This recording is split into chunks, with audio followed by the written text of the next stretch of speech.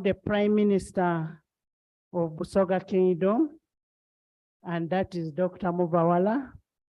You're most welcome. We also have the first Deputy Katikiro of Buganda Kingdom, Alhaji Twaha Kawase Kigongo. We have His Royal Highness Obara Robert King of Wigwe. Your Excellency, allow me to introduce my colleagues, the visiting speakers. We have the Right Honorable Joseph Intakuri Mana, that is the Speaker of the East African Legislative Assembly. You're most welcome. We have Honorable Emmanuel Bugingo. He's a Chairman of Committee of Foreign Affairs and Cooperation in the Parliament of Rwanda. Welcome, thank you so much for coming.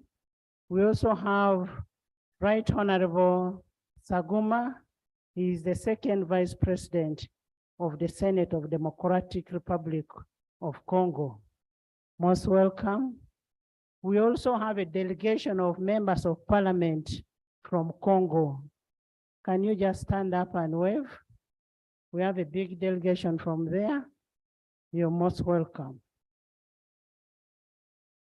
Honorable members, I want to welcome you to this special sitting of Parliament, which marks the official opening of the third session of 11th Parliament.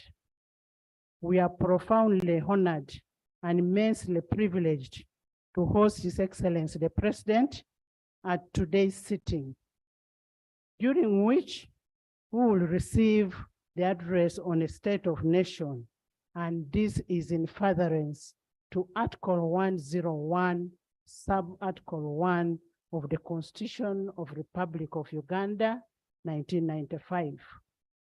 Your Excellency and Mama Janet, you're most welcome to Parliament of Uganda.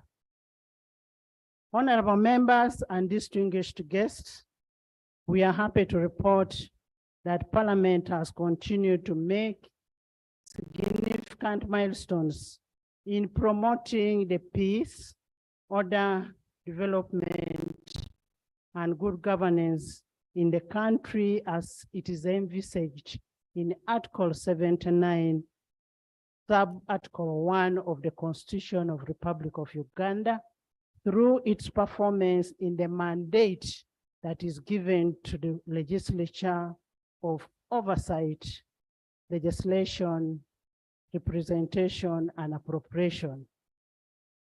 Your Excellency and honorable members, during the second session, we regrettably lost 2 members of Parliament of 11th Parliament. We lost Honorable Patrick Okabe, a former member of Parliament of Serere County. We lost Honorable Charles Okello Engola, the former member of Parliament of Oyam, former Minister of State for Labor and Employment Relations. In addition, the cruel hand of death also snatched other citizens, and these are notably the former member of Parliament of Rubaga South in the 10th Parliament, that is Honorable Kato Lubwama Paul. The former member of Parliament of Padel County in the 7th Parliament and former Minister of State or Public Service, Honorable Patrick Aloysius Okumuringa. Our gallant soldiers of the UPDF serving in the peace support operation in Somalia. The victims of landslides in the part of eastern and western Uganda. The victims of the road carnage and various accidents that are happening in the country. We convey our heartfelt sympathies and condolence to you, Mr. President, and to the people of Uganda at large. And the condolence is from Parliament of Uganda, and for the loss of these gallant sons and the daughters of Uganda. May we kindly rise up for and observe a moment of silence in their honor.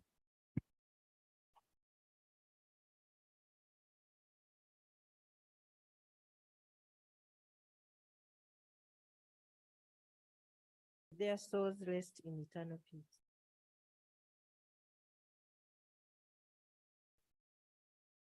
Your Excellency, I take this opportunity to convey our most sincere thanks to you from Parliament of Uganda and to government for the invaluable support and cooperation that you've rendered to Parliament, and that has enabled us to execute our mandate without any hindrance. We are sincerely grateful, Your Excellency. Thank you so much. Your Excellency, as a people-centered Parliament, we reiterate our commitment to work for the people of Uganda in a coordinated manner with the other arms of government for the good of the people and the generations to come. We will always work for the people outside there whom we represent. Your Excellency and honorable members, the State of Nation Address is an avenue of accountability by the Chief Executive to the nation on the government's plans versus the achievements in the previous financial year. The last State of Nation Address was again on 7th June 2022, and we are having the State of Nation Address today, 7th June 2023.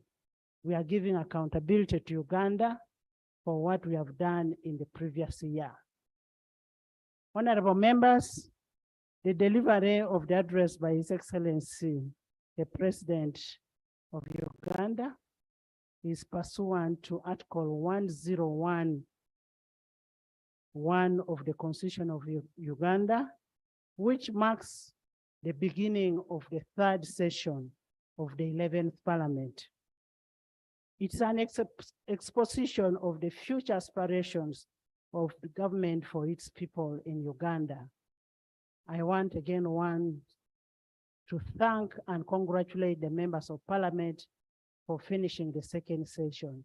Congratulations. Your Excellency, the last State of Nation Address, you listed 62 items comprising of government's legislative agenda for the second session. On this, 55 of them were bills, while others were reports. I wish to report that only 17 bills out of the planned 55 bills were actually introduced, representing barely 31% of what was presented. The bills that were introduced include the following: the Anti-Terrorism Amendment Bill 2022, the Insolvency Amendment Bill 2022, the Companies Amendment Bill 2022, the Museum and Monuments Bill 2022, the Fiscal Activity and Sports Bill 2022, the Microfinance Deposit-Taking Institution Amendment Bill 2022, the Law Revision Miscellaneous Amendment Bill 2022, the Income Tax Amendment Bill 2023, the Value Added Tax Amendment Bill 2023, the Excise Duty Amendment Bill 2023, the Lotteries and Gaming Amendment Bill 2023, the Tax Procedure Code Amendment Bill 2023, the Traffic and Road Safety Amendment Bill 2023, the Supplementary Appropriation Bill 2023, the Appropriation Bill 2023, the Employment Amendment Bill number 2, 2022, the Competitions Bill 2022. In addition, government introduced 8 bills that were not in the government legislative agenda, and this includes the Public Health Amendment Bill 2022, the Cooperative Societies Amendment Bill 2022, the Anti-Money Laundering Amendment Bill 2022, the Trustee Incorporation Amendment Bill 2022, the Partnership Amendment Bill 2022, the Uganda Human Organ Donation and Transplant Bill 2022, the Convention on Mutual Administrative Assistance in Tax Matters, that's the Implementation Bill 2023, the Public Service Pension Fund Bill 2023. Your Excellency, the realization of the Parliament legislative mandate is duly complemented by the private members' bills, notably the Anti-Homosexuality Bill 2023, the National Sports Bill 2023, the National Local Content Bill 2022, the Parliamentary Pension Amendment Bill 2022, the Market Bill 2022, the Employment Amendment Bill 2022. As you are aware, honorable members, Article 94B of the Constitution of the Republic of Uganda grants a private member a right to initiate a private member's bill. I want to thank the members who brought the private members' bills. It's your right. This Parliament is committed to ensuring that the members exercise their right to complement government in legislation without any hindrance, and will always work in consultation with the government whenever we have a bill that is coming on the floor. Your Excellency and honorable members, the government's legislative agenda is usually aimed at aiding the attainment of specific policy and development targets of government. I therefore urge you, the leader of government business and the government chief whip, to ensure that the third session witnesses a better achievement of the government's legislative agenda, better than what we had in the second session. Your Excellency, as part of our accountability as legislature, I wish to report during the session of the 11th Parliament, we have held 105 sittings. We have enacted 38 bills. We have passed 39 resolutions, of which 10 were to grant leave to private members to introduce private members' bills. We've adopted 67 reports, concluded 3 petitions, debated 70 ministerial statements. We have considered 7 statements from ministers, from members. We've also considered 7 statements from opposition. Your Excellency and the honorable members, the bills passed in the second session exceed the 23 bills that were passed in the first session by 15 bills, meaning you had an improvement in terms of the bills by 15 bills. Congratulations. This is a testimony of the efficiency and effectiveness of you, the 11th Parliament. Guests and gentlemen, some of the critical piece of legislation that has been passed in the second session of the 11th Parliament include the Anti-Homosexuality Bill, which is now an act, the Market Act 2023, the Human Organ Donation and Transplant 2023, the Law Revision, that's Miscellaneous Amendment 2022, and the Competition Act 2023. All these laws seek to address the needs of the society in pursuit to better living, development, and prosperity. Your Excellency and honorable members, the Anti-Homosexuality Act has by far elicited the most attention and debate.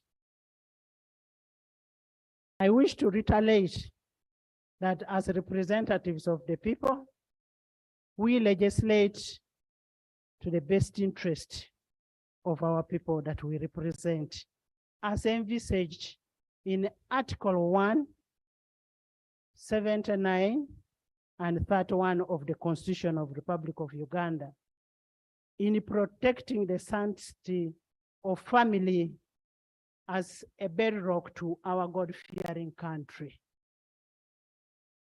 Honorable members, we want to thank you for standing firm in defending our cultures, our values, and the traditions as per the aspirations of our people and prescribed in Objective 19 and 24 of our national objectives and direct principles of policy state. I therefore want to congratulate all those members who supported this bill now, which is an act. Congratulations. In the same vein, with the humility, Your Excellency President, I want to thank the President of the Republic of Uganda, who is none other than General Yoweri Kaguta Museveni. His steadfast action in safeguarding the interest of Ugandans and withstanding all the pressures in a bid to preserve our national interest and abiding by our national motto, which says, "For God and my country." Thank you so much, Mr. President. We also want to thank the First Lady and the Minister of Education and Sports, Mama Janet Kataha Museveni, for propagating the Christian values and encouraging the President in executing his mandate as a Chief Executive. Mama, we want to thank you so much because we know you believe in families. As representatives of the people, we sincerely thank the people of Uganda for their prayers and entrusting us to legislate for them, and now encourage the task.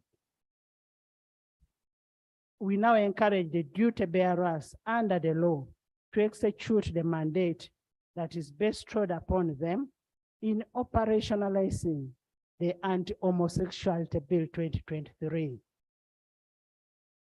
It is now their duty to enforce the law in a fair, steadfast, and firm manner without fear or favor, for the good of Uganda, for the good of our cultures, for the good of our traditions.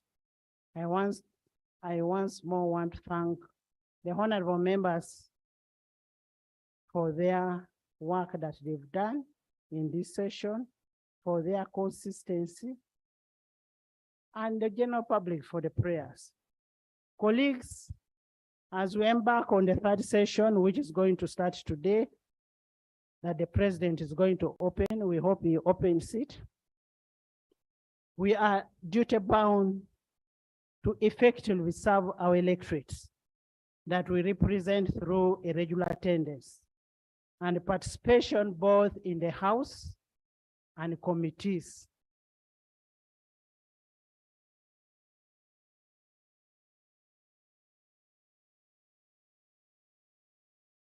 Officers, we realized there is a gap that should be fixed on issues of attendance, both at committee level and at the House. You are here to represent the people outside there. You are the voice of the voiceless. So you must be in the House to speak for those people who cannot speak for themselves in that House. We owe it to those electorates. As a people-centered parliament, we will play our role to ensure that we will do all it takes for our people. Honorable members, Rule 1871 of the Rules of Procedure requires the designation of members of sectoral committees at the beginning of every session. Therefore, pursuant to Rule 1510C of the Rules of Procedure, I urge the whips to designate members of the sectoral committees at the next sitting for us to be able to start the work immediately. Distinguished guests and gentlemen, ladies and gentlemen, our expectation of the third session remains as high as ever, and we urge all the members and staff of Parliament to exercise diligence, dedication, and work at all times for us to achieve what we want to achieve in the third session. Honorable members, I would like to remind you on Rule 10, 4A of our rules of procedure that states, the President, while occupying the chair of state, may make a presidential statement which shall be heard in silence and not followed by any comment or question. I'm repeating. The President, while occupying the chair of the state, may make a presidential statement or address which shall not be heard, which shall be heard in silence and not followed by any comment or question. Therefore, implore you to abide by the rules so that we all benefit from His Excellency's address. You will have an ample time as members of Parliament to debate on the address of the President. Similarly, the leader of opposition will have an opportunity to give a reply on the State of Nation address. So we'll hear from the President and we'll listen in silence.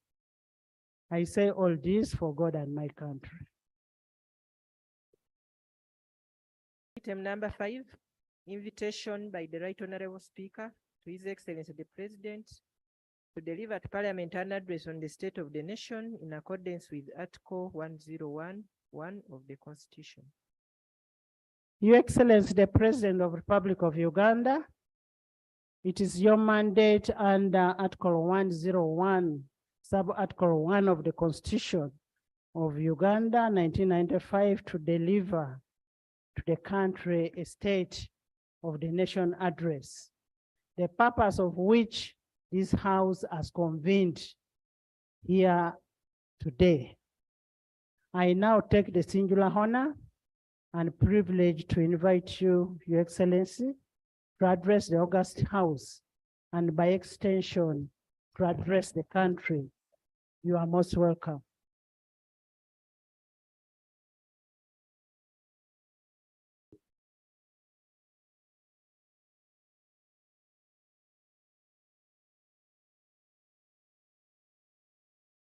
The Right Honorable Speaker of Parliament, His Lordship the Chief Justice, the Deputy Speaker, His Lordship the Deputy Chief Justice, the Prime Minister, Deputy Prime Ministers, Honorable Ministers, Honorable Members of Parliament, members of the Diplomatic Corps, Their Highnesses, the traditional leaders, distinguished guests, ladies and gentlemen. In fulfillment of the constitutional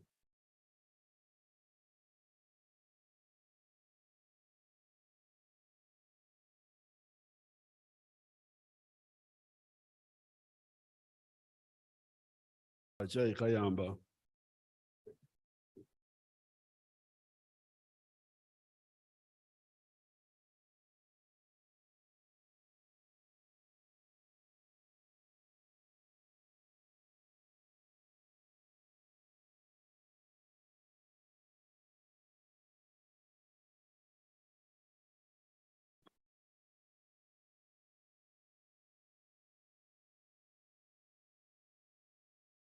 in fulfillment of the constitutional requirement under Article 101, Clause 1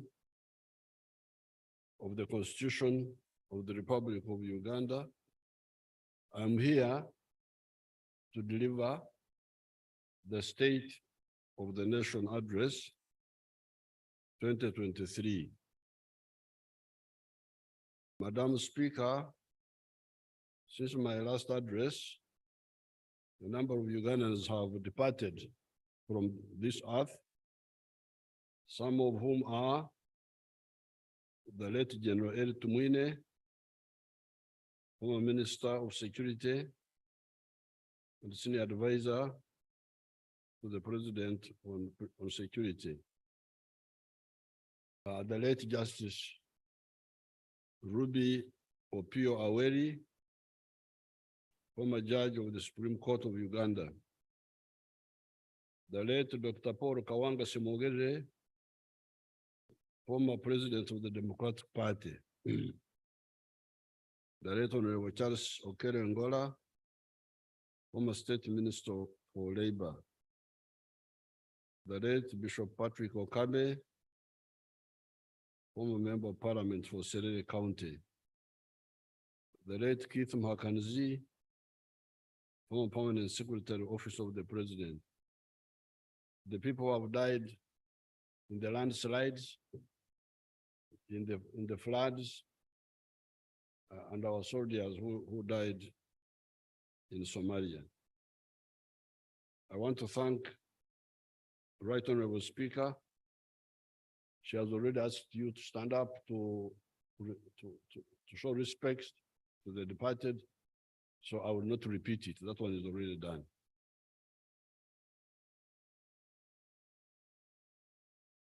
The performance of the economy.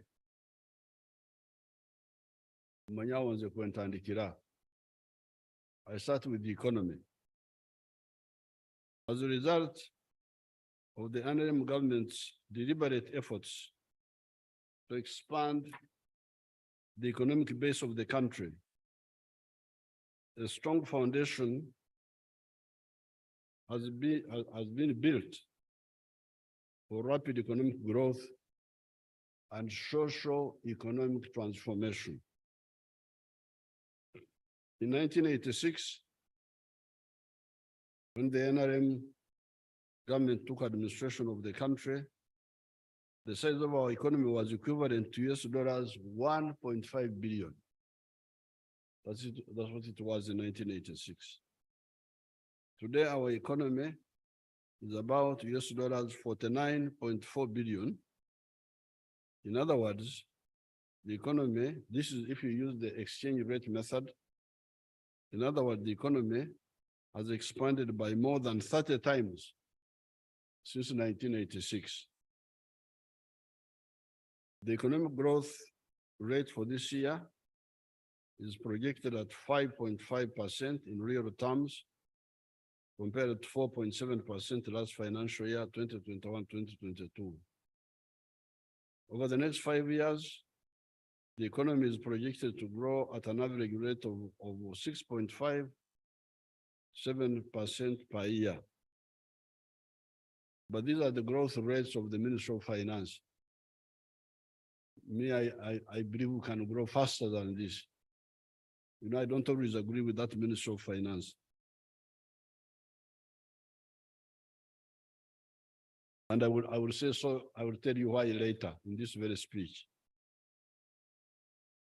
This growth will arise from, one, economic stability as a result of low inflation. Two, establishment of more manufacturing plants, factories. Ugandans, when you hear plants, don't think they are talking about crops. Plants in this English of theirs mean factories. I don't know why they call them plants. Amakorero. Continued implementation of the parish development model or support small and medium scale enterprises through Emyoga circles the Youth and Women Funds and other initiatives. 5, increased oil and gas sector activities. And 6, growth in regional trade and the positive impact of the continued recovery of the economies of in the Middle East, Asia, Europe, and the USA, which provide markets for our exports. Therefore, by the end of the financial year 2023-2024, Uganda's GDP is projected to grow up to 207.22 trillion shillings, which is equivalent to $55.2 billion. If you put it in PPP method, purchasing power parity method, this would mean an economy of $156.7 billion. This in turn is projected to grow our GDP per capita to USD dollars 1,186, up from US dollars 1,096 in financial year 2022-2023. This one where we are now. Inflation. The prices of domestic goods and services have come down compared to what they were 1 year ago. To take a few examples, the price of edible oil has reduced from shillings 10,079 per liter in March 2022 to shillings 9,556 per liter in March 2023. Petrol, from a peak of Uganda shillings 6,563 a liter to Uganda shillings 5,138 a liter now. Ordinary cement, from a peak of Uganda shillings 37,315 a bag of 50 kilograms in May 2022 to now 34,874 shillings. Therefore, we have defeated the rapid increase in prices of both consumer and production prices. However, food prices remain high due to climate change effects that caused prolonged drought in many parts of the country. This, however, will be history because of the ongoing government investment in small-scale solar-powered irrigation to address water shortages for crops. Government resisted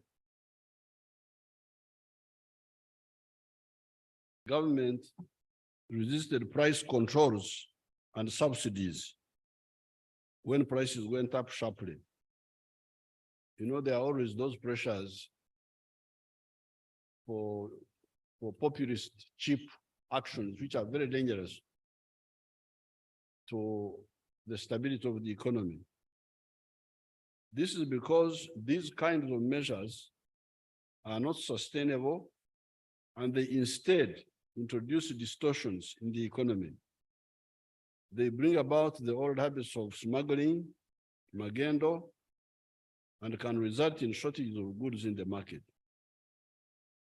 This happens when some rich business people hide consumer goods, cause artificial shortages in order to benefit from higher prices. Some countries give subsidies or control prices of some essential commodities, such as fuel, bread, wheat, etc. We do not believe in subsidizing consumption, such as subsidizing petrol for people to drive to nightclubs. I cannot subsidize fuel so that people drive more to the nightclubs. If they want to go to the nightclubs, they go there at their own cost, the cost of their pockets. However, if prices are distorted by some non-economic factors, such as the sanctions by the West on account of the war between Russia and Ukraine, or inputs into production such as fertilizers, it may be logical to look at subsidies. We are studying this. Our policy as government is to allow demand and supply forces to determine prices and incentivize production. However, on the issue of fertilizers, we shall either get a solution to stop the Western countries interfering with our supply of fertilizers, or we may have to look at subsidizing at least fertilizers. International trade. Export revenue of goods and services was $6 billion for the calendar year ending 2022, of which export of goods merchandise was worth $4.3 billion. For the 12 months to February 2023, we have exported 5.7 million bags, each of 50 kilograms of coffee, worth $858.7 million. The fish we exported was $166 million. Beans, $132 million. Sugar, $146 million. Maize, $131 million. And industrial products worth $348.9 million. These were exported mainly to the regional markets. All this has been possible because of the NRM's efforts to grow and diversify the economy. Export of services was worth $1,776 million, or $1.8 billion, of which tourism was $1,047 million. And this was equivalent to 59% of all the services export receipts. This shows the huge untapped potential in the tourism sector that the government is working in partnership with the private sector to harness. Regional integration efforts and promoting intra-African trade are taking root. Uganda now exports more to Africa than to the rest of the world, with 86% of our exports going to Africa in the 12 months to February 2023, and 57% to the East African countries. What we need to intensify as Africa is to build the regional infrastructure to improve connectivity within the region and reduce trade transaction costs. This way, we shall be able to pull our populations out of poverty much faster, because we shall attract more investments. On foreign direct investment, Uganda's investment climate remained competitive in the region and globally. Because of this, investors willing to bring their money and invest here have increased. This is partly due to the stable and sound economic policies and the prevailing peace and security in the country. Foreign direct investment, FDI, inflows to Uganda continued to recover and reached US$ 949 million during the first 6 months of this financial year, 2022-2023. This is in part due to increased financing to the oil and gas, as well as the mineral development sectors. Increase in household incomes. Although the country has been faced with economic shocks, household businesses have responded positively to government investments in especially infrastructure and the various wealth creation initiatives. As a result, 60% of households have increased their incomes in the year ending December 2022, compared to 43% whose incomes increased in the same period a year ago.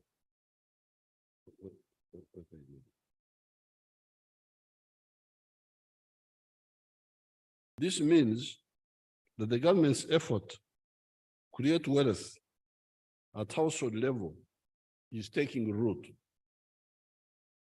This will be further enhanced by the parish development model and the Emyoga government initiatives. As prices stabilized toward the end of 2022 and incomes increased, access and affordability of essential goods and food products has improved. The prices of fuel, sugar, maize flour, beans, cooking oil, and eggs have all reduced since their peak between August and December of 2022. When the NRM took over in 1986, the economy depended on a few cash crops, namely coffee, cotton, tea, and tobacco. Since then, the economy has become bigger and more diversified. Some of the agricultural produce, which were only for consumption at home, such as maize, beans, matoke, bananas, fish, milk, etc., have become commercial, contributing to household incomes. Other crops that have joined the traditional cash crops include sunflower, from which we now make edible oil, palm oil trees, vanilla, avocado, oranges, and mangoes, which are raw materials for the agro-processing factories. We now produce enough sugar. In fact, now we have what surplus, which we are exporting to our neighbors. Steel products, cement, other building materials such as tiles at Kapek Industrial Park, mineral extraction and beneficiation, etc. We shall soon produce oil and gas, and the infrastructure development to enable this is currently under construction, including the East African crude pipeline, power and water infrastructure, and Kabale International Airport. Uganda has a vibrant economy and workforce that is transforming our economy into a digital one. There are many businesses and financial transactions taking place within the country using the internet and other online avenues. This is not only improving efficiency, but also creating many jobs for the youth. Fiscal performance. Domestic revenue in financial year 2022-2023 is estimated at Uganda shillings 25.55 trillion. This is about 13.7% of GDP. Next financial year, 2023-2024, we plan to collect Uganda shillings 29.67 trillion as a domestic revenue. Through our strategy to raise revenue, the government is planning to raise at least 18% of GDP in the next 5 years. When we achieve this target, we shall be able to reduce our reliance on borrowing to finance a larger share of our budget. We must avoid this problem of not being able to pay our debts by increasing what we collect from taxes and other sources of domestic revenue, such as royalties from our mineral development. Some countries are paying more than 50% of their collections in taxes to service debts. We should avoid falling into this debt trap. Therefore, in addition to collecting more revenue domestically, we should also not spend what we do not have.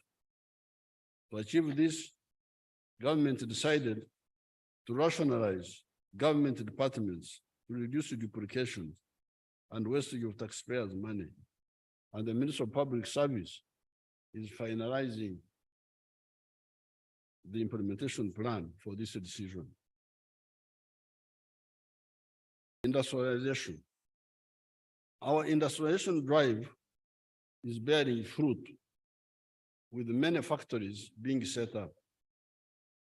We have got 8 government-owned industrial parks, which are currently operational. These include Kampala Industrial Park and Business Park at Namanve, with 125 companies operational, 144 companies under the construction stage, and 106 companies at the planning stage, giving a total of 375 factories or companies. Ruzira, with 11 companies operational. Boyogerere, with 8 companies. Soroti, with 2 companies operational and 5 companies at the construction stage. Tianshan Mbare Park, with 16 companies which are operational, while 4 are under construction stage. Jinja, with 1 company for assembling electric buses operational. Mbarara, for small-scale enterprises, for which 35 workplaces are occupied. And Kasese, where 1 company is operational and 5 are under the construction stage. Both Karamoja and Koboko industrial parks will soon start. In addition, we have 3 industrial parks which are operational under a public-private partnership, PPP arrangement. These include Liaoshen Kapeka with 17 factories. MP Buyukwe with 6 companies operational. And Tiantang Mukono with 4 companies. The total capital investment within the industrial parks so far is $2.93 billion and 98,263 direct jobs have been created, with many more indirect jobs. In total, 226 factories are operating within the industrial parks, while the 303 factories are either under construction or at the planning stage. The development of industrial parks is one of the vehicles for socio-economic transformation, with the projected creation of 2.5 million jobs in the next 5 years. The factories in the industrial parks do not include the standalone factories owned and operated by many different investors. These are factories that belong to Mkwano and Mwana Group, Mkwano Group of companies, Mwana Group, and so on. These are a total of 354 factories employing an additional 100,000 people. The total number of factories in Uganda is 4,008, with a total number of employees of 150,000. We are committed, the parish development model. We are committed to creating wealth and jobs by moving households from the non-money economy to the money economy. To achieve this goal, government launched the parish development model to accelerate socio-economic transformation. Using this approach, 39% of households which are currently in the non-money economy, the majority of whom are in subsistence agriculture, will move into the money economy. The parish development model will increase incomes, improve quality of life, and eradicate poverty at household level through modernization of agriculture, industrialization, improved services delivery, and using modern communication technologies. Through the parish development model, agriculture will be transformed from subsistence to commercial.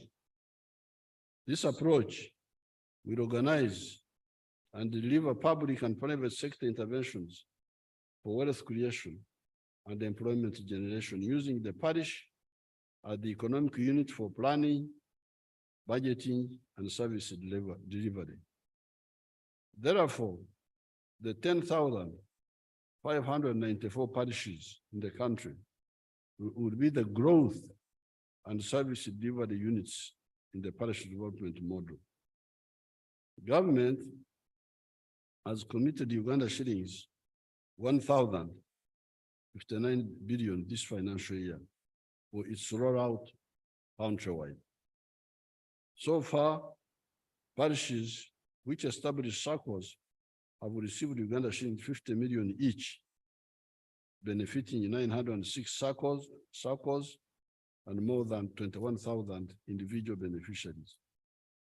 Government will deepen the implementation of the parish development model beyond the financial inclusion pillar by maintaining disbursement of Uganda shillings 100 million per parish next financial year and in the subsequent years.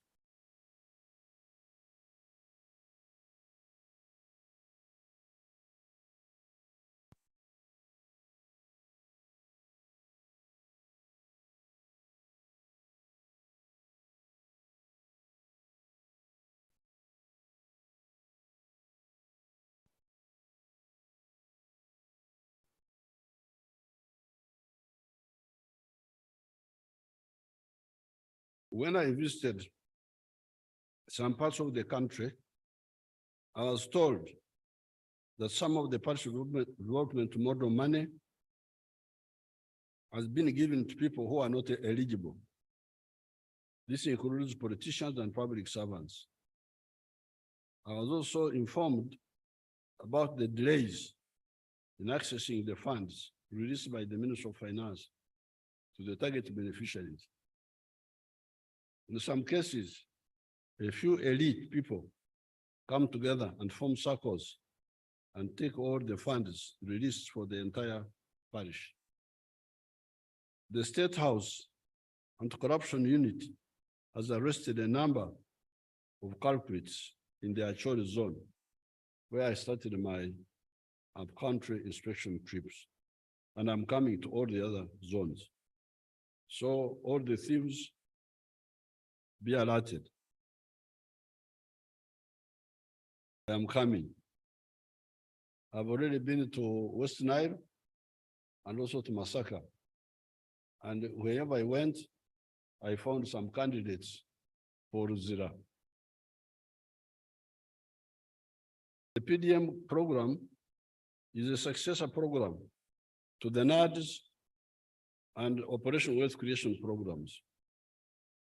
Especially the Operation Wealth program, starting in 2013, succeeded in bringing down the households outside the money economy from 68% to the present figure of 39%.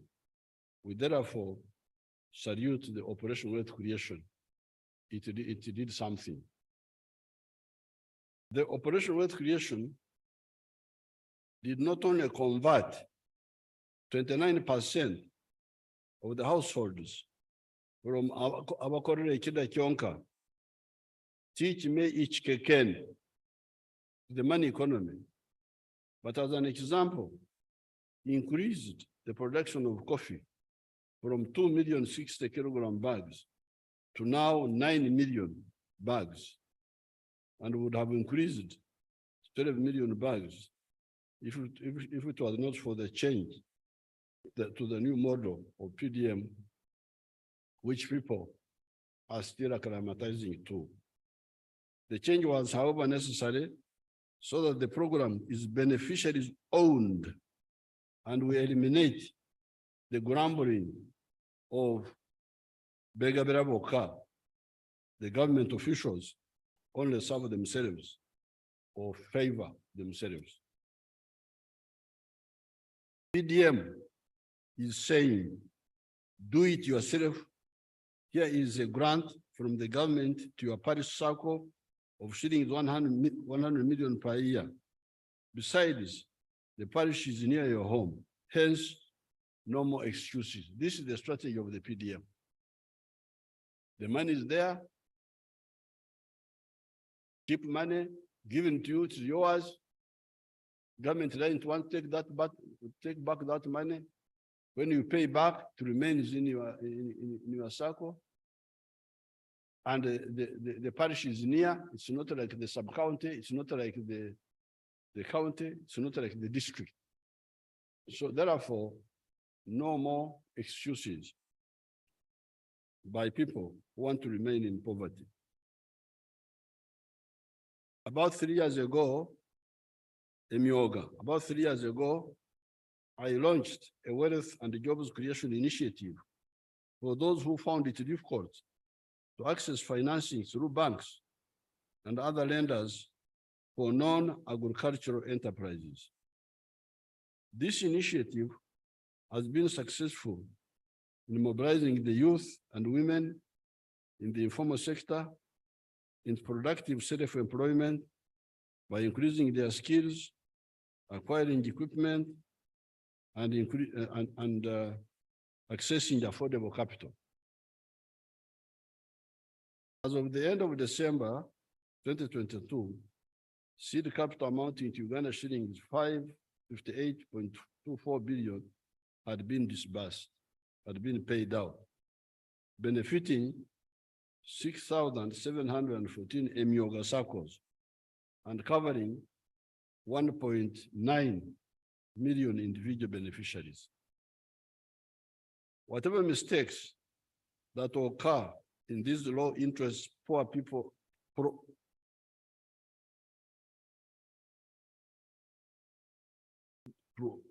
poor people funding efforts are correctable and are detectable.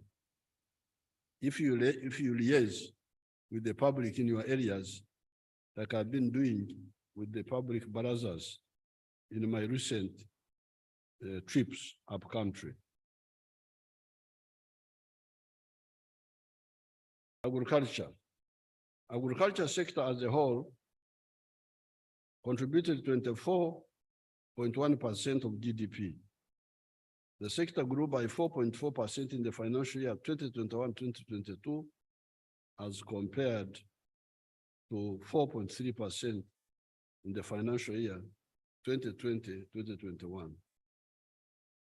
The value of agricultural exports registered a growth of 24% from $1,678 million in financial year 2020, 2021 to $2,000 million in financial year 21-22. This growth was attributed to the increased volumes and quality of coffee, dairy, fish, and tea. Performance of selected enterprises. Coffee. Take some examples. The volume of coffee produced increased by 5% from 8,060,000 kilogram bags in financial year 2020-2021 to 4.5 million 60 kilogram bags in the year 2021-2022. This is on account of government interventions such as generation and distribution of improved coffee variety seedlings, increased use of water for irrigation, and promotion of use of fertilizers. The volume of exports increased of export of coffee from 6 million bags, 6.1 million bags in the financial year 2021 to 6.3 million bags in the next financial year. That was an increase of 3%. The value realized from coffee exports increased by 58% from $544 million in 2020-2021 to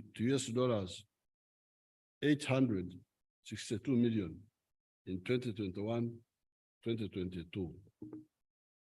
Dairy, the milk. The production of milk increased by 193%.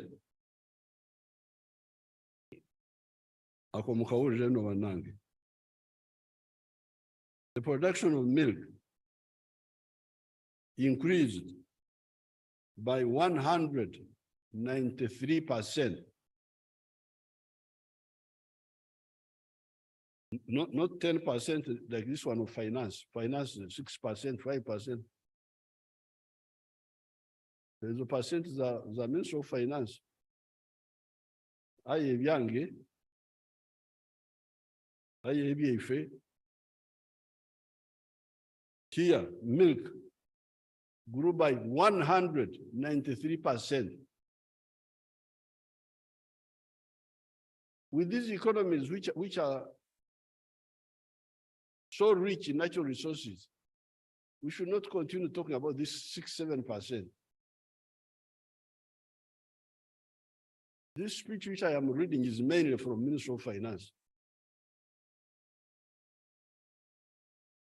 I try to put in my views here and there, but it is their statement. I'm their puppet. But if you want to know my own thinking, here you have it. Unfortunately, this is a sector where I'm involved directly. I don't need finance. I don't need anybody. As long as there's peace in Uganda, we grow the economy.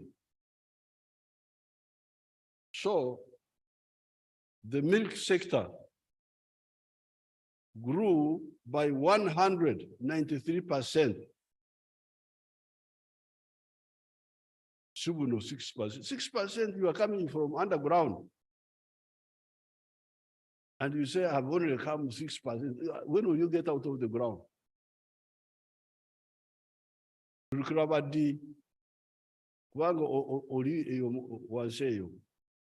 When shall we see you? So the milk grew by 193% from 2.8 billion liters in the financial year 2020 to 5.4 billion liters in financial year 21-22. In the same period, the export value of milk and milk products increased from US $98.8 million in 2021 to US $103 million in 2022. This is attributed to the compliance by the private sector to quality standards and regulations. Beef. The production of beef increased from 228,000 in financial year 2020-2021 to 230,000 in the financial year 21-22. In the year 2022, the amount of beef exported was 247,000, valued at 2.9 trillion shillings, as compared to Uganda shillings 1 trillion fetched in the year 2021. Fish, ibyenyanja. The total fish catches from all the water bodies increased from 621,000, valued at $1.8 billion,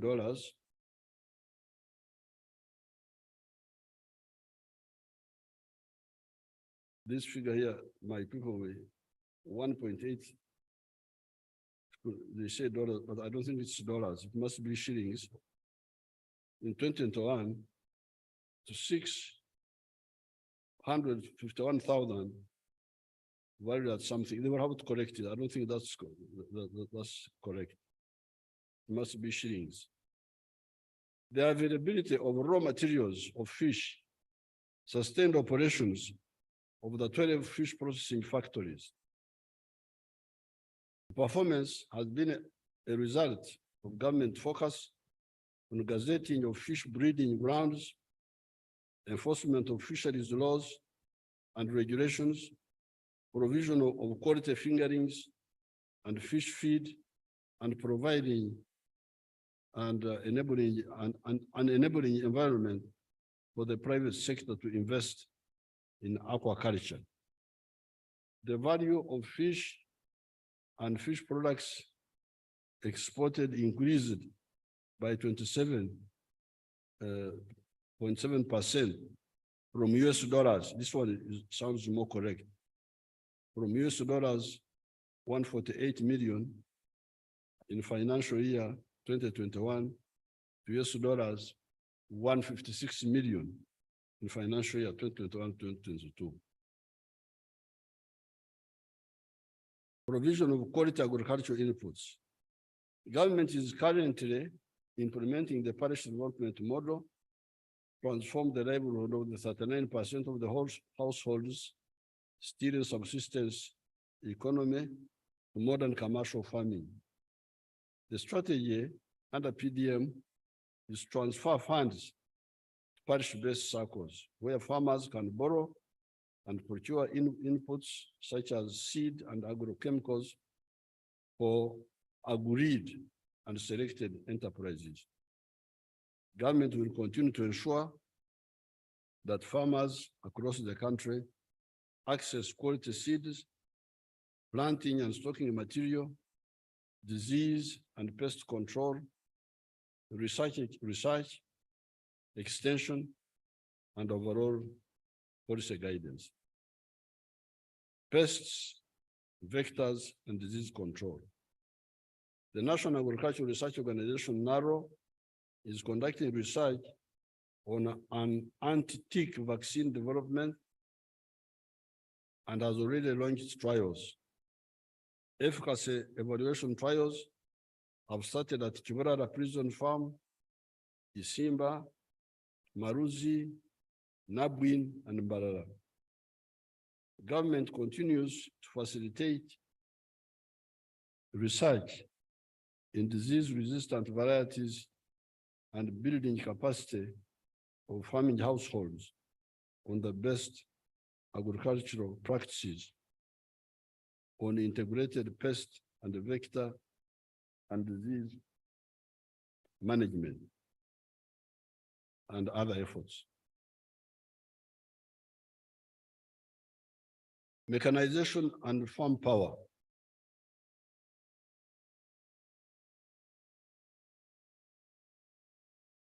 Mechanization is critical commercialization of agriculture.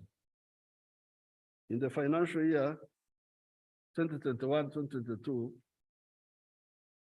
government procured additional 240 tractors and implements, bringing the total number of tractors procured by government to 655. Government also procured 740 units single-axis, low-powered walking tractors with all accessories, support farmers to open more farmland for cultivation. These machines also support value addition, irrigation, and transportation of produce. Water and environment. The availability of adequate water resources is critical to the sustainability of the well-being of the society. When it comes to water for irrigation, the irrigation area has increased from 19,138 hectares, 22,797 hectares. The overall cumulative storage of water for production stands at 52 million cubic meters. These targets have been achieved on account of the following interventions. Number one, solar-powered irrigation demonstration sites. Government has completed the construction of 121 solar-powered irrigation systems on individual farms, creating water storage capacity of 206 million liters, serving 42,000 livestock. The government strategy is to increase safe water supply,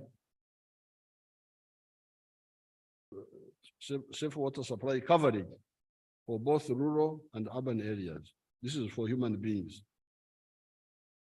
The current safe water coverage in rural areas is estimated at 70%, while the urban water access is at 72%.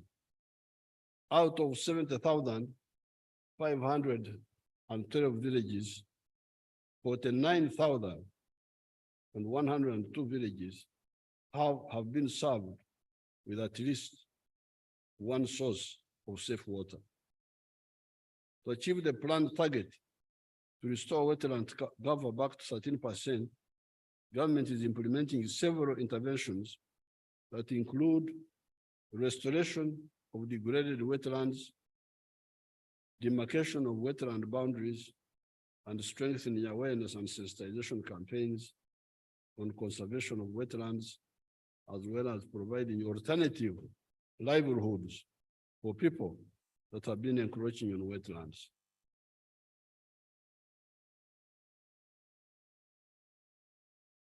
I was talking with the MPs from Bukedi and from Busoga when we were in Chankwanzi, and they were telling me that, oh,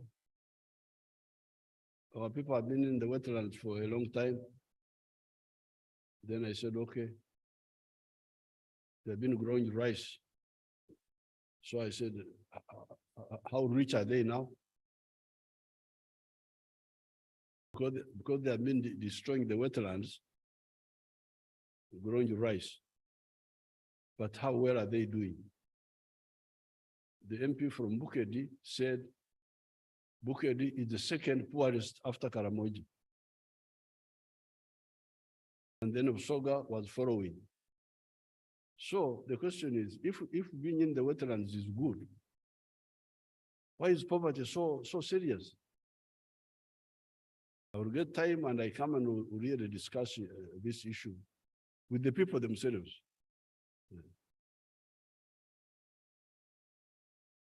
You are destroying the wetland, the water of the country, and you remain poor. So what do we do?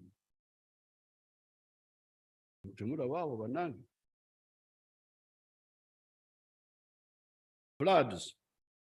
Floods have over the last 3 weeks been experienced in River Katonga and River Ruizi catchment areas, resulting in destruction of infrastructure and property such as roads, bridges, people's houses, disruptions to transportation of even death, as reported around River Ruizi in Mbarara.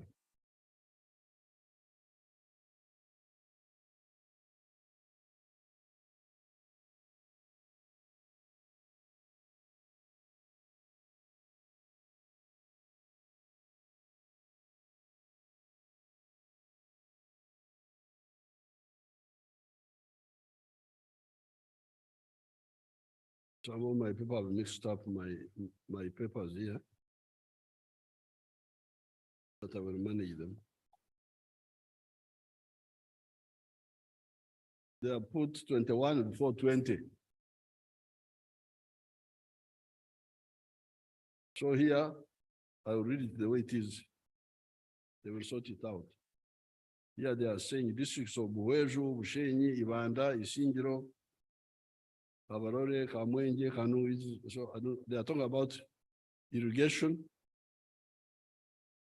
As a result, 2,373 acres have been added to the area under irrigation, enabling 14,961 farmers to produce cabbages, tomatoes, apples, onions, pineapples, watermelons, green pepper, etc. They are still talking about irrigation.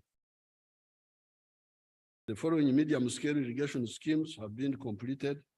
Ngenge, 880 hectares. You the MPs, you know, these people may say completed when it's not completed. So this is an opportunity for you to help them. They say, Ngenge, you are now very all right. Ngenge, Nsebe, 880 hectares irrigated. Ruengaju, 116 hectares. Tochi, 500 hectares. Mobukutu, 480 hectares. Dohotu, 1,000 hectares. Olwen, 600 hectares, and so on. Then they talk of communal valley tanks. Government has constructed 44 communal valley tanks in Nabiratu, Kotido, Amdat, Kabong, Karenga, Soroti, Butebu, etc. This has created a storage capacity of 6.6 billion liters, serving 89,000 livestock. So then, this is where they mixed up. They put 20 after 20. This is not the end of the world.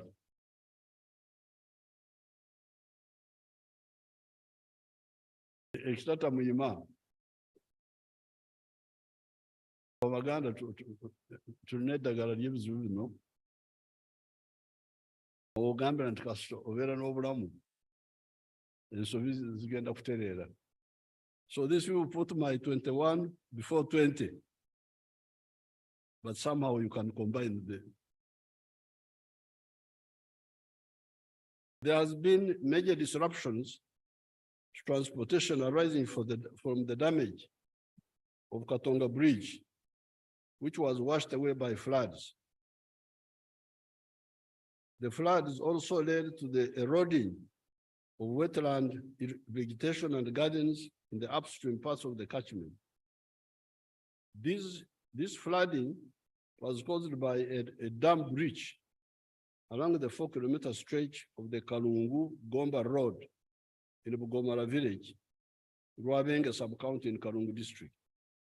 The water had progressively built up on one side of the road due to blocked culverts, creating a damming effect.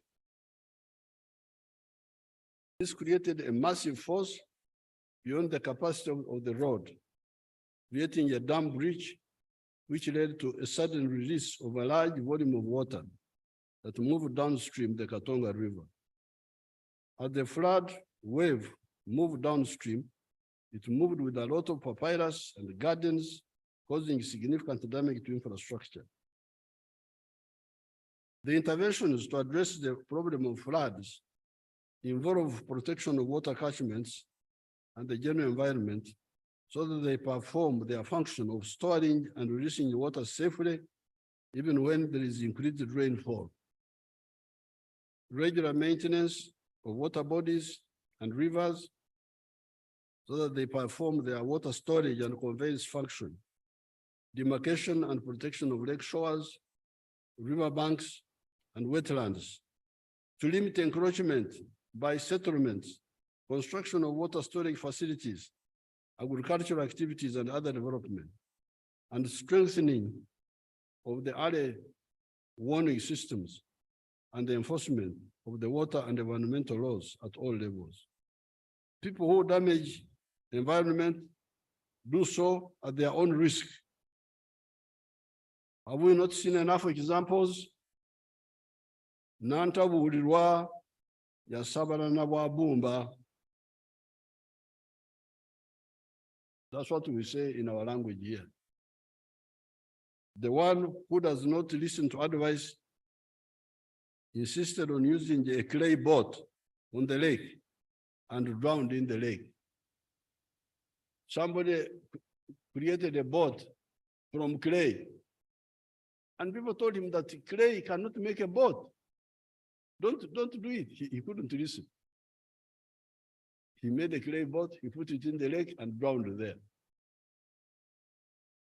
And that's how our people here in Uganda got a proverb that Nantabulirwa yasabana na bwabumba. So the people will tell people, please, in the book of Genesis, this is now not mine. The other one was mine, but this one now. In the book of Genesis, chapter 1, verse 9, God commanded the water to separate from the dry land. Imagine Katonda. The book of Genesis says, let water and dry land separate. It says, then God said, let the waters under the heavens be gathered together into one place, and let the dry land appear. And it was so. That's what God said.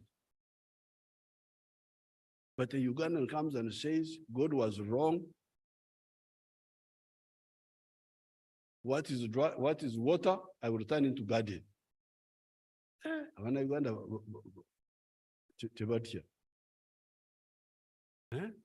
God said this is water.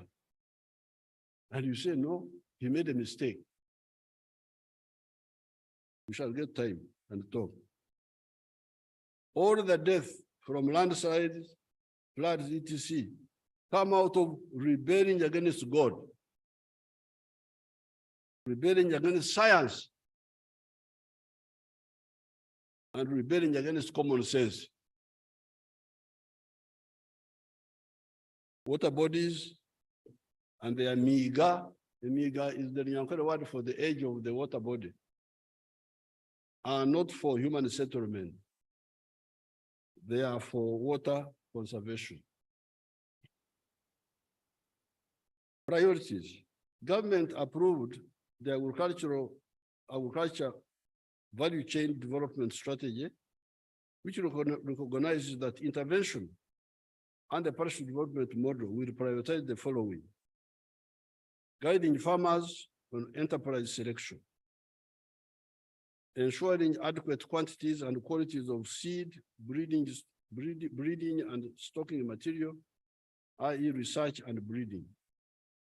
Number 3, ensuring sustainable high yields through control of pests, vectors, and diseases for crops and animals. Number 4, facilitating precision agriculture, i.e. water harvesting, irrigation infrastructure, and machinery. Number 5, provision of farm water, land opening, provision of farm power. That is land opening, cultivation machinery, and assorted post-harvest and small value addition equipment. Number 6, ensuring that the materials planted survive through ensuring adequate farmer education and extension services. Number 7, ensuring that there is proper post-harvest management to avoid pre- and post-harvest losses. Number 8, supporting primary processing through provision of skills and assorted equipment to address specific value chain needs. Number 9, supporting medium to large scale, model, or extensive farmers, because these create effective demand for the small scale and intensive farmers. Tourism.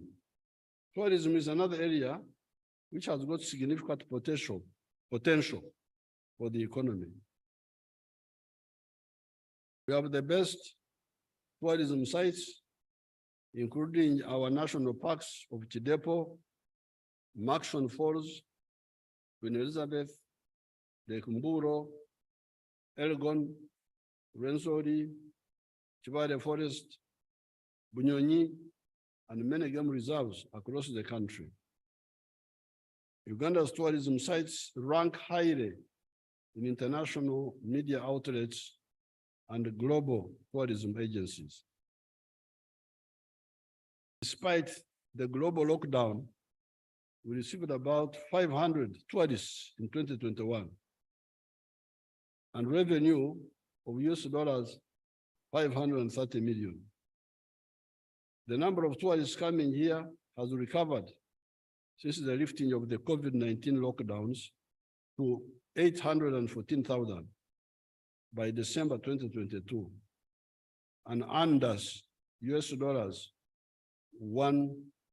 billion in the calendar year 2022. To harness the tourism potential further, government is undertaking the following interventions in the tourism sector: ensuring security of the country and tourism sites. 2, construction of tarmac roads from Kitgum to Kidepo, 116 kilometers. Lake Bunyonyi, Kisoro, Mugahinga, 74 kilometers. Karenga, Kapedo, Kabong, 70 kilometers. Kisoro, Rubuguri, Muko, 65, which are soon starting. These are roads. Wildlife conservation, especially of Mugahinga, Lake Mburo, Semuliki, Chibale, Maxon, Chidepo, Katonga, Toro Semuliki, and Queen Elizabeth. 4, preventing the conflict between wildlife and human activities. 5, enhancing digital destination marketing using modern ICT online technologies. And 6, strengthening enforcement and adherence to tourism standards through a strict licensing regime for service providers in the sector. Achievements. Tourism directly employs a total of 1.5 million people in Uganda along the entire tourism value chain and contributes 6.7% of the country's GDP. In the year 2022, Uganda's national parks hosted 367,000 visitors, surpassing the pre-COVID-19 levels of 323,000 visitors recorded in the year 2019. 63% of these were domestic tourists. So you, the Ugandans, you are getting richer. The middle class are now visiting our national parks. I congratulate you. Mukuriko bwavu. Ate namwe mweyegaleko.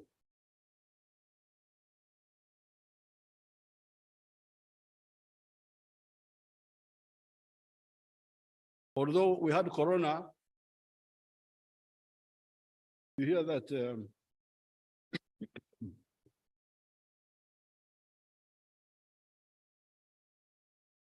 although we had corona, you see, that's why we need lubrication.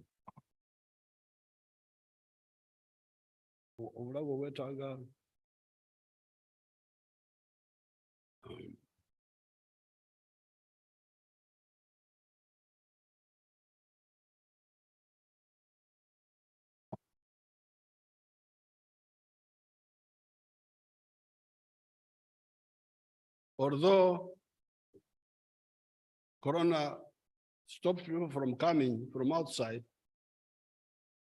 but the figure here is showing that arrivals into the national park went up. And the main reason was because of the Ugandans who are going to the national parks, which means the Ugandans now have some, yes. In the year, Uganda's national, in the year 2022, Uganda's national parks hosted 367,000 something, instead of 323,000. Why? And this is in spite of corona. Why? Because many of the 63% were the rich Ugandans who were moving around the country even during the corona time. The international visitor arrivals increased to 815,000 in 2022, up from 473,000 in the year 2020 during the COVID-19 pandemic. Although there is recovery, the performance is still lower than the 1.5 million tourists recorded in 2019. Full recovery is expected in the year 2025. Leisure and holiday visitors stayed longer, 11 nights in 2022 compared to 7.6 nights in 2019, and spent higher daily at $172 per night compared to $168 per night in 2019. The wildlife populations for most animals have increased. For example, the number of elephants increased from 5,700 in 2011 to 8,000 now. While the buffaloes increased from about 36,000 to over 44,000 during the same period. Mountain gorillas in Buindi, Mugahinga Conservation Area have steadily increased over time from just 200 in the 1990s to about 459 now.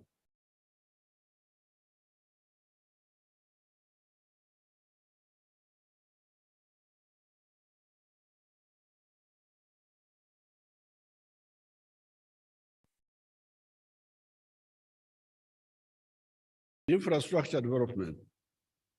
The total national road network now stands at 21,000 kilometers of roads, of which 6,000, which is 29.6%, is tarmac, is paved. Although construction of bituminous roads started more than 60 years ago, more than half of the paved network has been constructed to bituminous standards within the last 15 years. Government continues to implement 16 projects, upgrade over 892 kilometers of national roads, paved bituminous standards, while at the same time rehabilitating 300 kilometers to restore their service life. Construction of the following roads has been completed, adding 351 kilometers to the paved network. Critical oil road through the towns of Buhimba, Narweyo, Bulamagi, Igayaza, Kakumiro, 93 kilometers. Masindi, Viso, Hohwa, Nyairongo, Charushesha, Butore, and Kabare Kizaramfumbi roads, 78 kilometers. Rukungiri, Chihi, Ishasha, Kanungu, 97 kilometers. Kapchorwa Swam, 73 kilometers. Chitara Gerenge, 10 kilometers.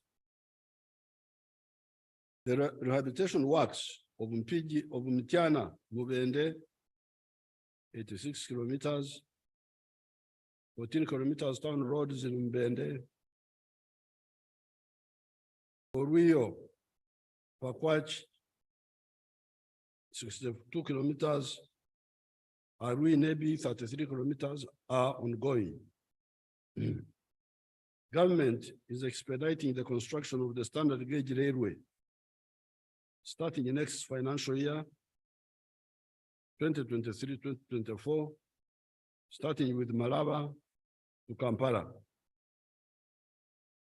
I welcome the decision of His Excellency President William Ruto of Kenya agreeing to extend the standard gauge railway from Naivasha to Malaba. So that was a problem.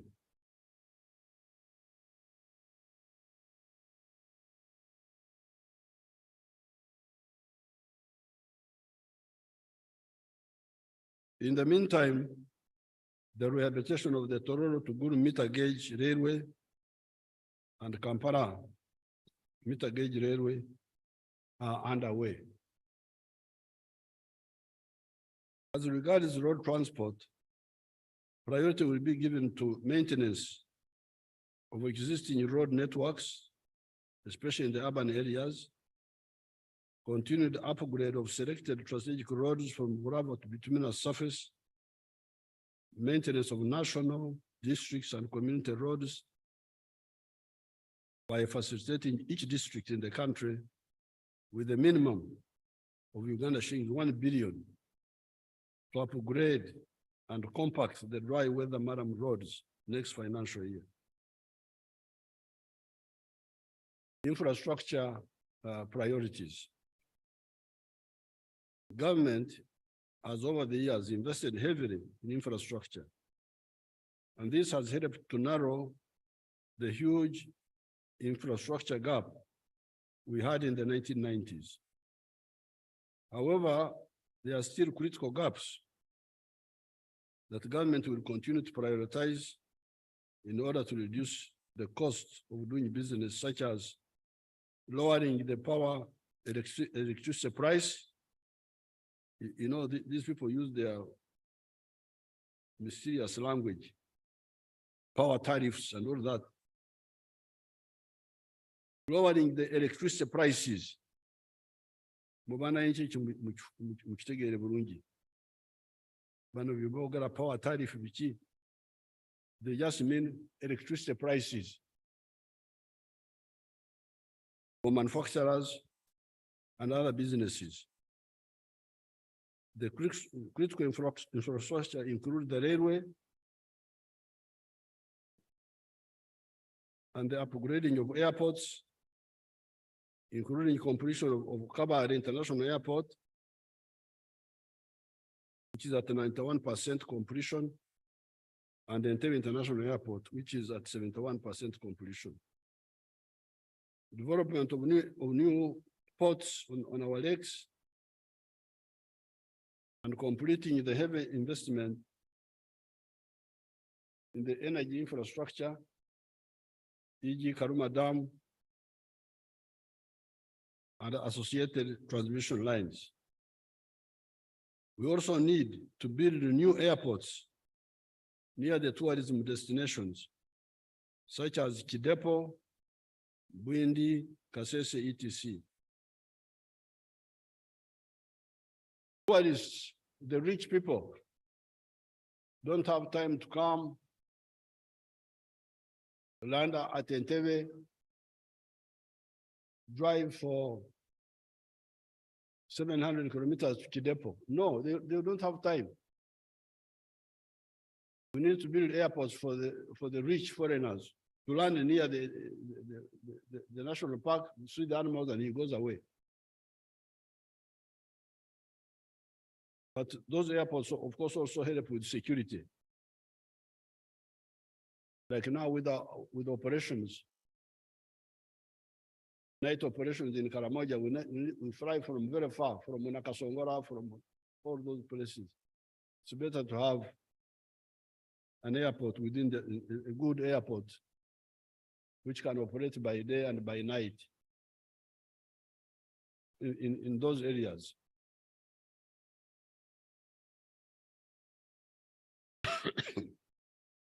Government will prioritize infrastructure that supports industrialization, production of oil and gas, and promote tourism.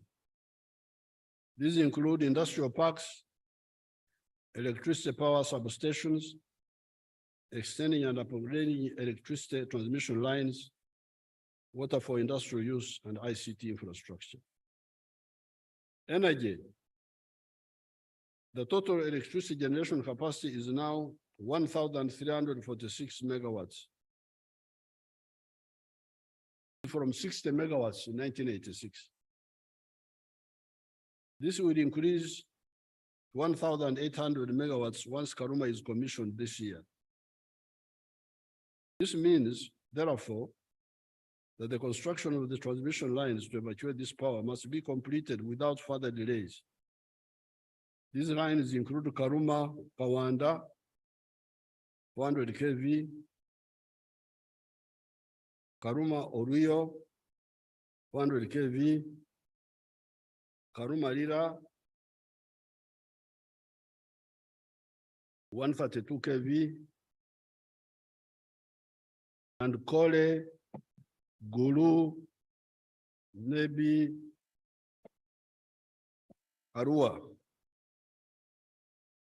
They didn't put the strength here. I think it is 132 kV. The demand for electricity is increasing by 15% per year. Although these figures of finance, these figures are Kasowo.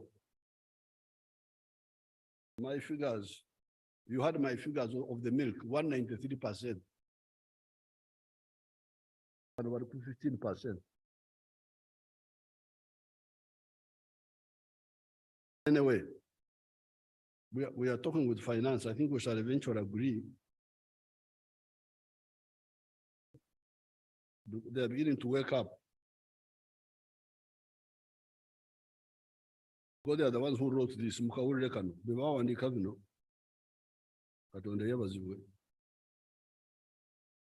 This means they're the ones writing this. Me, I'm just reading.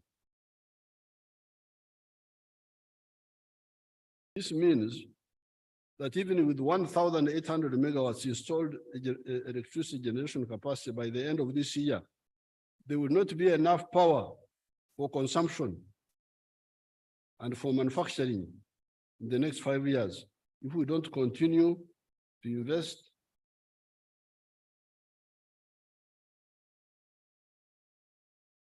in the generation. Katonda yabaziwe. When you hear finance talking like that, then you know that Katonda yenyigidemu.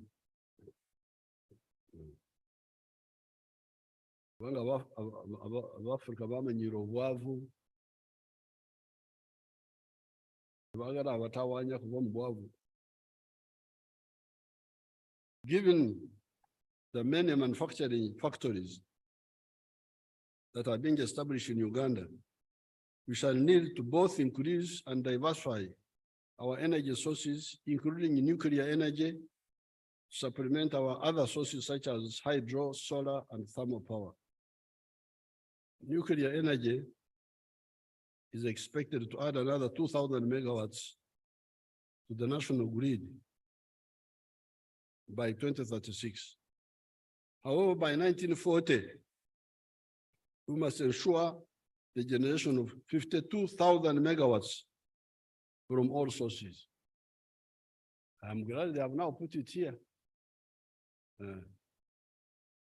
Because I had a big discussion with these wonderful people.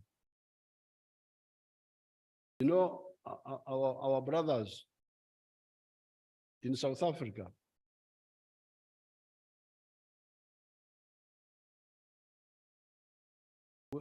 of the ANC,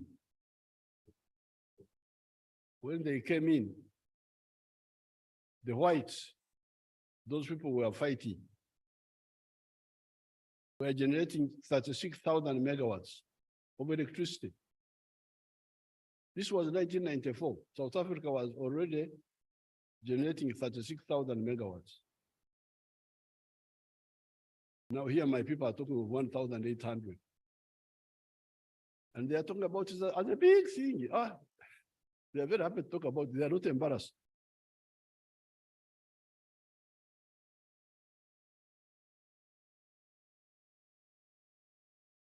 I think South Africa now is generating 42,000 megawatts or something like that. But there is a big power shortage there. Brent Ramaphosa told me. So you can imagine 42,000 megawatts, but our brothers are crying in South Africa. And here you have got my people here talking 1,800 megawatts. They talk about it as a big thing. They don't even feel embarrassed. They go to international conferences with PowerPoints that they are showing. How wonderful they are. I feel embarrassed on them. Please don't show these figures. Keep quiet.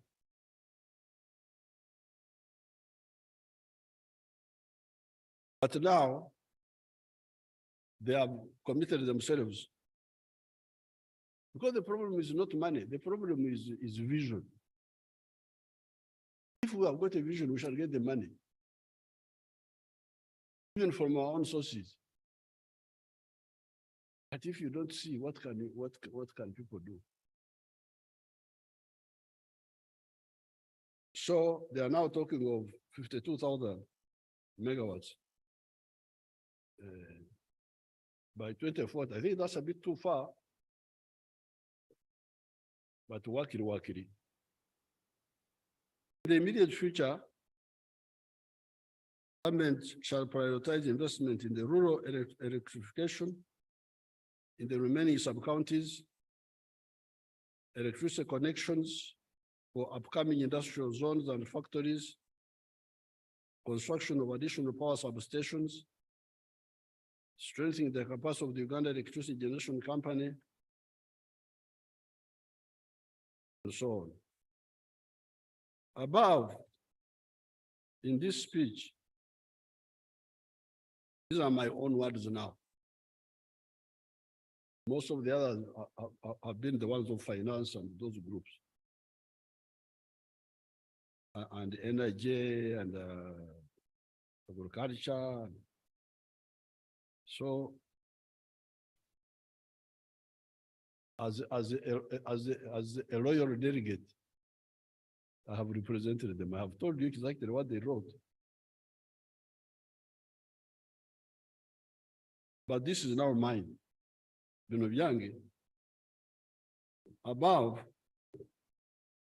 in this speech, I have said that our economy will be of the GDP size of US dollars 55.2 billion by the end of the financial year 2023-2024. This is assuming a rate of growth of 6% per annum. This is all while our economy is still largely raw material based. This is the problem I have with finance. And all those wonderful people, agriculture, what? All these plans, 6% rate of growth, this one, they are all assuming we remain a raw materials producing country, which I don't accept. This is assuming a rate of growth of 6% per annum. This is all while our economy is still largely raw materials based. Coffee is a good example. 99% of our coffee is exported as unprocessed coffee, a raw material for cleverer people. We who don't see far, we sell our raw material, cleverer people, to earn big money out of our sweat. With the unprocessed coffee, we get US dollars 2.5 per kilogram.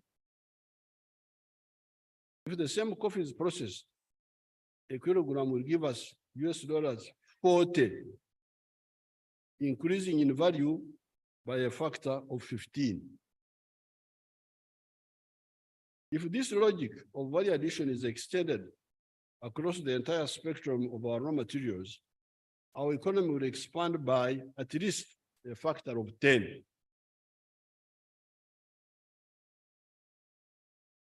It will expand from US dollars 55 billion to US dollars 550 billion in the short term.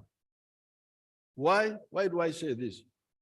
It is because apart from the said raw materials that are already in place, all the other factors are there. These are an educated workforce, electricity, a better road network, the railway we are about to start building, and the old line we are repairing, piped water, telephone lines, the internet, etc. Is this not what countries like South Korea, that did not even have the same raw material base like we have, did? You check the history of South Korea. What was the GDP of South Korea in 1961? Go back, because you have got internet. Go back. What was the GDP of South Korea in 1961? What is it now? The answers are 1961, the GDP of South Korea was $2.42 billion. You can even check what was the GDP of Uganda in 1961. I don't think it was very far behind this one.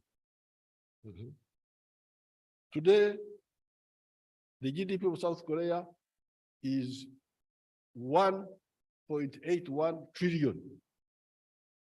It is almost 2 trillion. From 2 billion in 1961 to 2 trillion now, in just 60 years. And South Korea is half the size of Uganda in land area. And they don't have the resources we have. So really, I'm not part of this vision 2040. Please,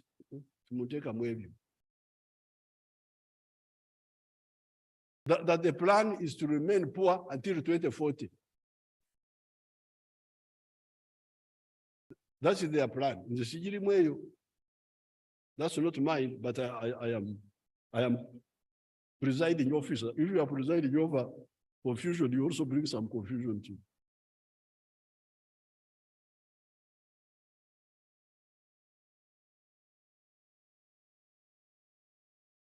Let us add value to all these raw materials.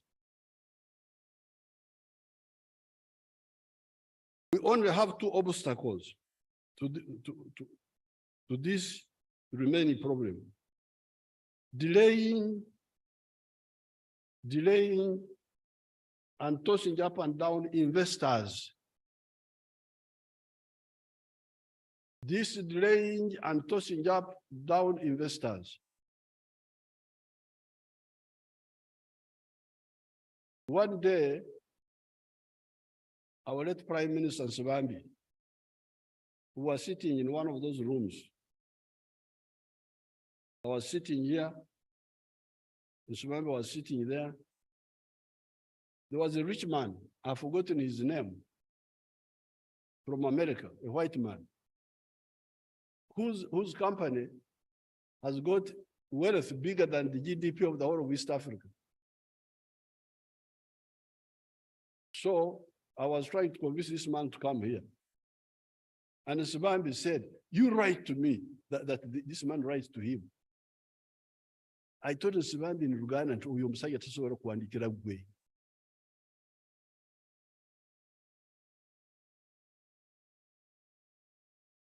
This man cannot write to you, Nsibambi Apollo, cannot write to you.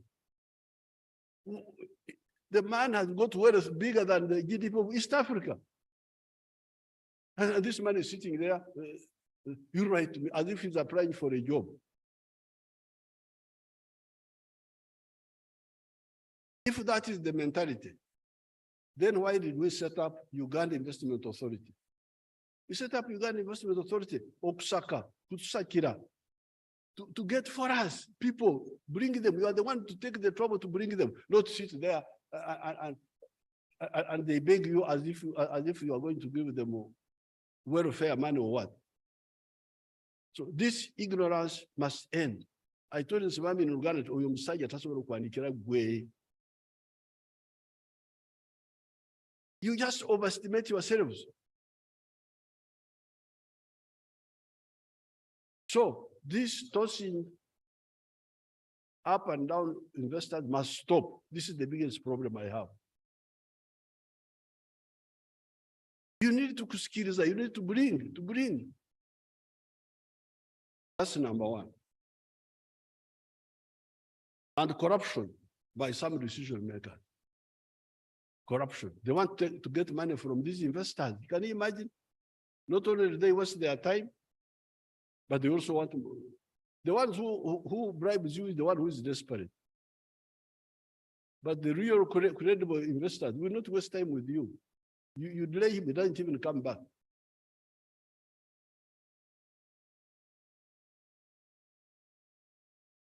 Even me, I'm not as rich as the other American, but I'm also not poor. You can't waste my time with my cows. I just say, okay, I just go back to my cows. No time to waste with people who are not serious. So the two problems, which are a blockage, because now we have the educated population, our children are educated, electricity is now there, the roads are there, security is there, the raw materials are there, the production is there of raw materials. The problem is value addition. What is blocking the transformation from raw materials to final products? Mishandling investors, wasting their time, and corruption. Let us crush these two evils, these two remaining evils, and the sky is the limit. In Chankwanzi, I shared with our MPs the social metamorphosis that takes place when societies undergo modernization. If you can check on all the modernized countries, we will find two phenomena. One, a smaller percentage of people still in agriculture, and more people living in the towns than those living in the rural areas. So when we come, I really feel sorry for Africa. You see all these big leaders, this one, and we had them in the 1960s. We had our leaders here. But many of them were not able to tell our people the future. Where do we need to go? But let us just take the example of agriculture. Here below are the figures. In the USA, the percentage of people in agriculture is 1.3%. 1.3%. United States is the land of 3 million square miles, population 320 million. Only 1.3% are in agriculture.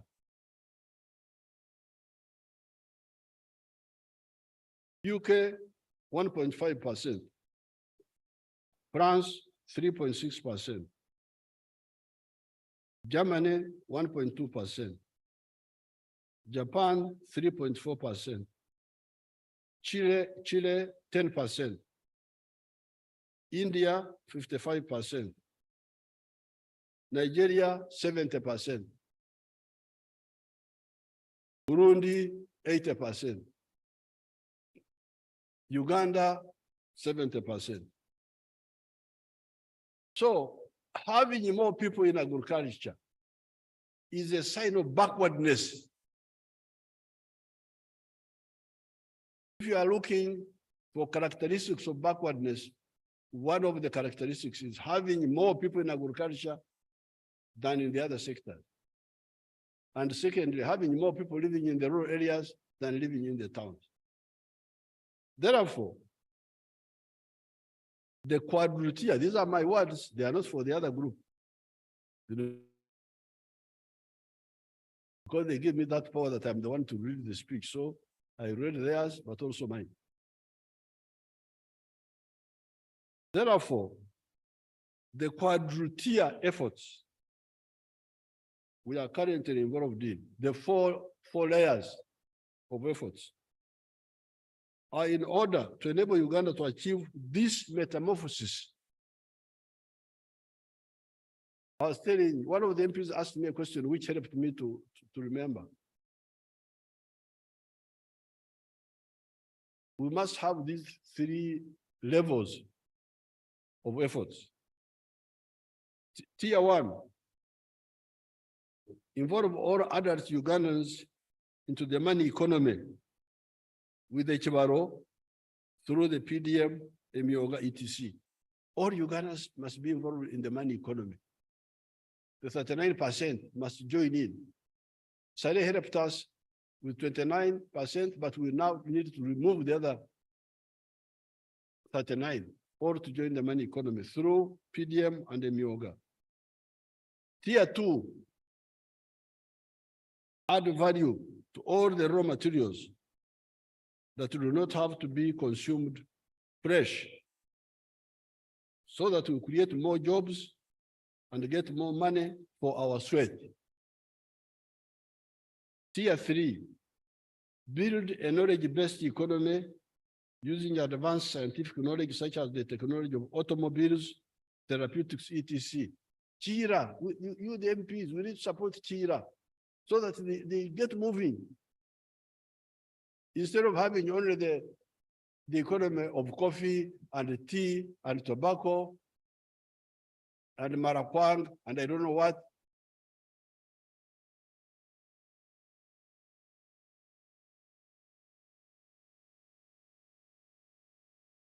Let's have an economy of automobiles. Why do we have to beg? Why can't you have automobiles as part of your economy? Struggling with Chira Motors, the scientists have made the vehicle, but the people who have money to support them don't support them. We are struggling, begging.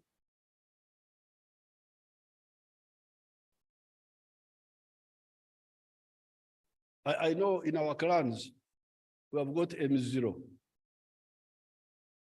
Okwedira, but we should not Okwedira transformation. Okwedira okukola motoka zisho sikiriyo. Let's have a part of our economy based on automobiles. So you are losing twice. First of all, you sell your coffee as MBD. Before you kusogora omwenge okujamo okusogora ombisi okukyusa ombisi okujamo omwenge muganda, then nofumba omwenge muganda noja mukali akatira ddala. You don't do that. You just sell MBD. The other man is the one to go and get all the value.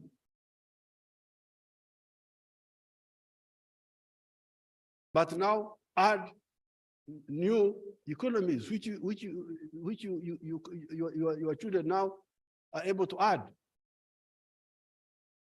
Dr. Gwang was able to make a medicine for us for corona. Other people are making economy wealth out of automobiles. Let's support them.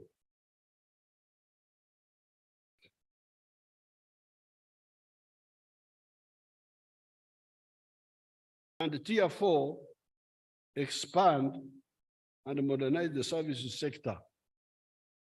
Services sector, health, education, tourism, hospitality, entertainment, sports, etc. Among the services, it is good that our youth are active in music and sports.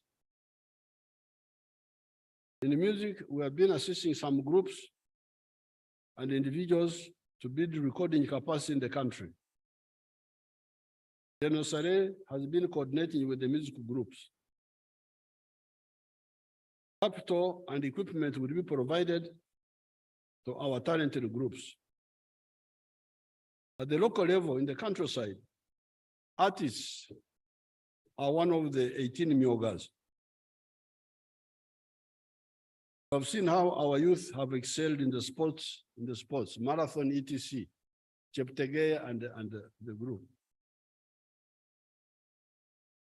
Since 1986, we have been struggling with the economic recovery, expansion, diversification, and transformation.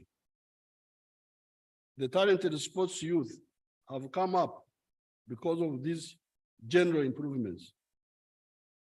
With a bit more revenues that we have now, we shall focus deliberately on sports by building more stadiums and training facilities. It is good that the higher altitude training center at Teriet is now finished. These are just Endozo, Jaribu. In Ntungamo, there were women who are selling beer, local beer. When you come there, you say, somebody will come and say, I want you to first, I want to test first. It's called Endo Okoroza. He drinks here, he says, this is not good.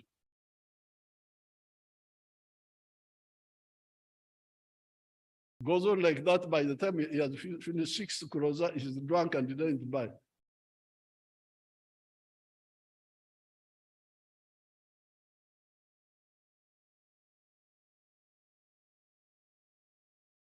With our growing economy, we shall do much more for sports. It is good, therefore, that the East African countries together put in a bid for AFCON, the continental football competition of 2027. Apart from Nambole and Nachivubo, we need more world-class stadiums to be built. It does not matter whether they are government or private, as long as they are in Uganda. On the side of the music, the Attorney General and the Minister of Gender need to resolve the issue of the copyrights. It is not fair not to protect ownership of Okuhimba. Okuhimba is the Nyankole word for composing songs. That is how we shall be able to create a big economy by doing the 4 tiers, the ones that I mentioned. Shall be able to create a big economy that is able to accommodate our expanding population. In 1810, the UK had a population of 10 million people. A priest by the names of Alfred Malthus started pushing views that the population in the UK was too big, etc. The UK has now a population of 70 million people that is many times more prosperous than that of Malthus's time. What happened?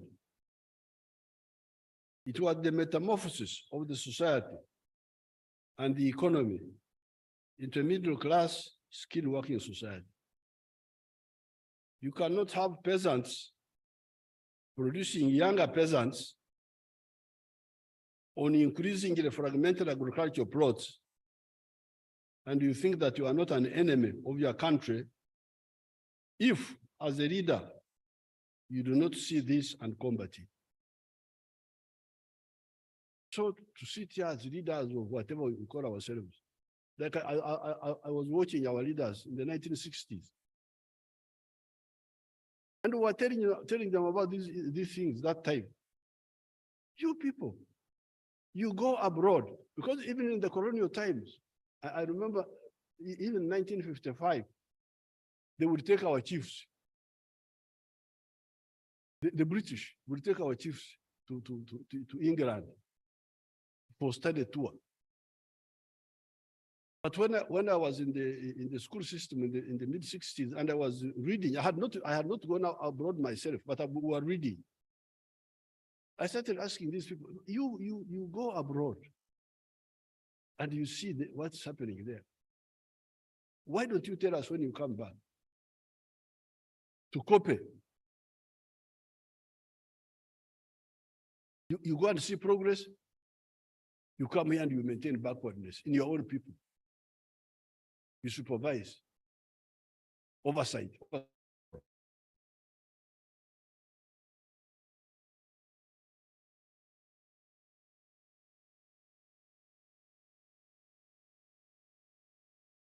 You are oversighting backwardness. And you have no problem with that. God will not like it. In the cattle corridor, you were there the other day, you the MPs, you were there in the cattle, you saw in Ngoma, people have nice houses. And income, even when the infrastructure is not there. You saw the road from very bad, the road is not good, but the people have income.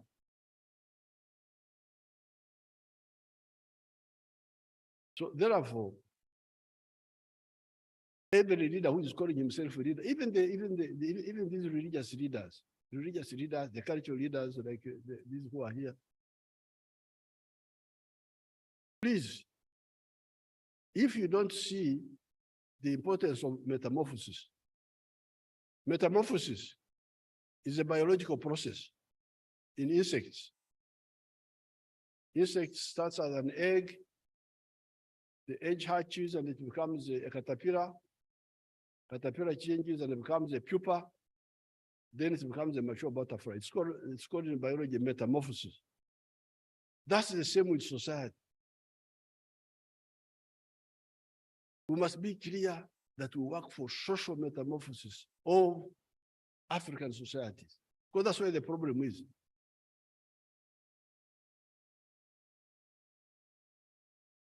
The middle-class women who live in the town here, they don't carry women or children on their back. You don't find tying children in the back there.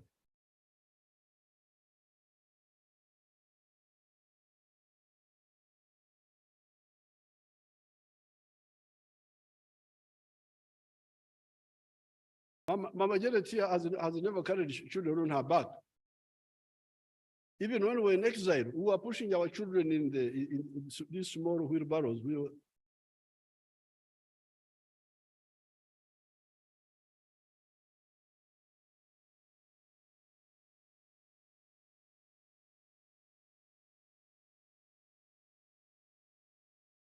How can you how can you have a society? You have got a few people where the children are being pushed in those small, whatever they are, those small vehicles. The piped water, using gas cookers, using electric cookers. Then you have your people in the fire. This is not acceptable. It's a betrayal. And you say, we say we are leaders. Excellency, right honorable, this one, right honorable, that one.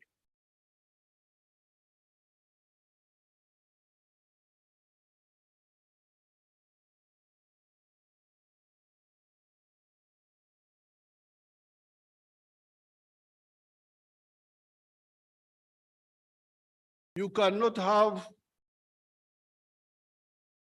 have peasants producing younger peasants on increasingly fragmented agricultural plots, and you think that you are not an enemy of your country if, as a leader, you do not see this and combat it.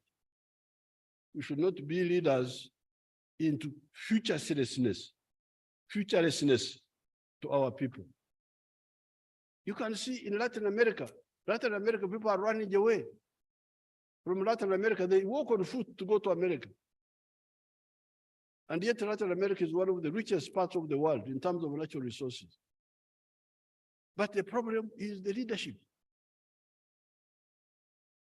In the US, they had the leaders who could think about how to transform their country. What stimuli in South America, busy with other things. Africa should not be like that.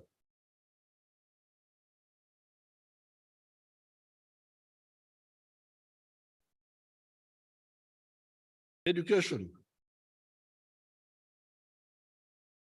I'm about to finish, don't worry. I have another like 10 pages or something.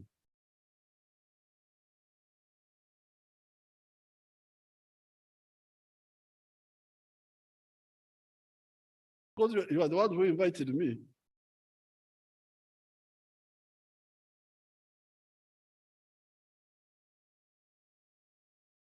The NRM government introduced UPE and USE programs in order to ensure that no child of school-going age misses out on schooling on account of school fees.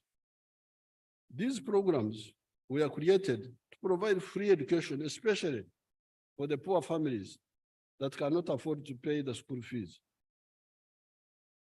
It is therefore unacceptable for school authorities to demand fees from the poor parents. Government will not tolerate this practice. Education must be totally free in government schools.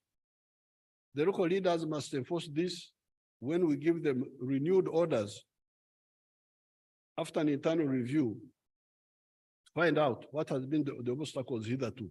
We are going to review and issue fresh orders. Once these fresh orders are given, please, I don't expect any deviation from what we shall tell you to do.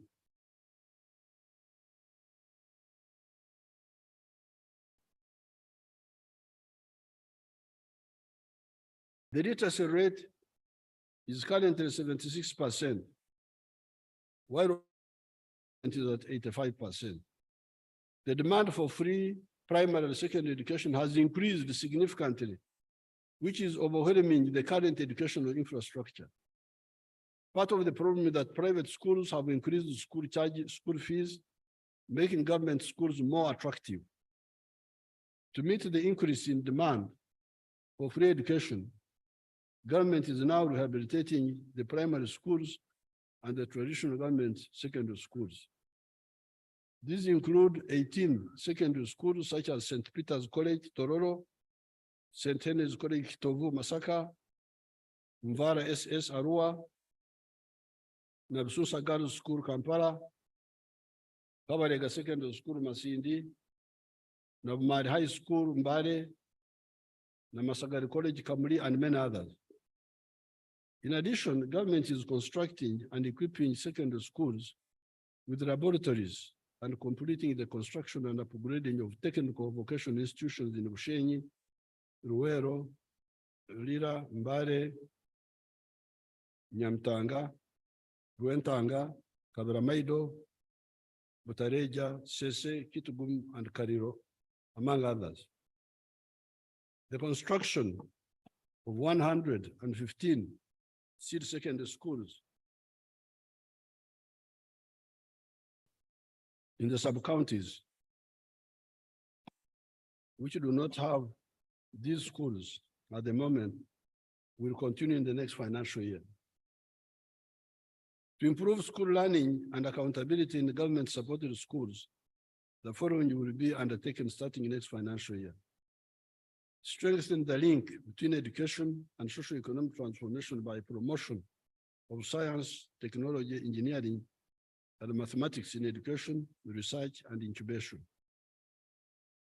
Enhancing the technical capacity and skills to support industrial growth, especially manufacturing.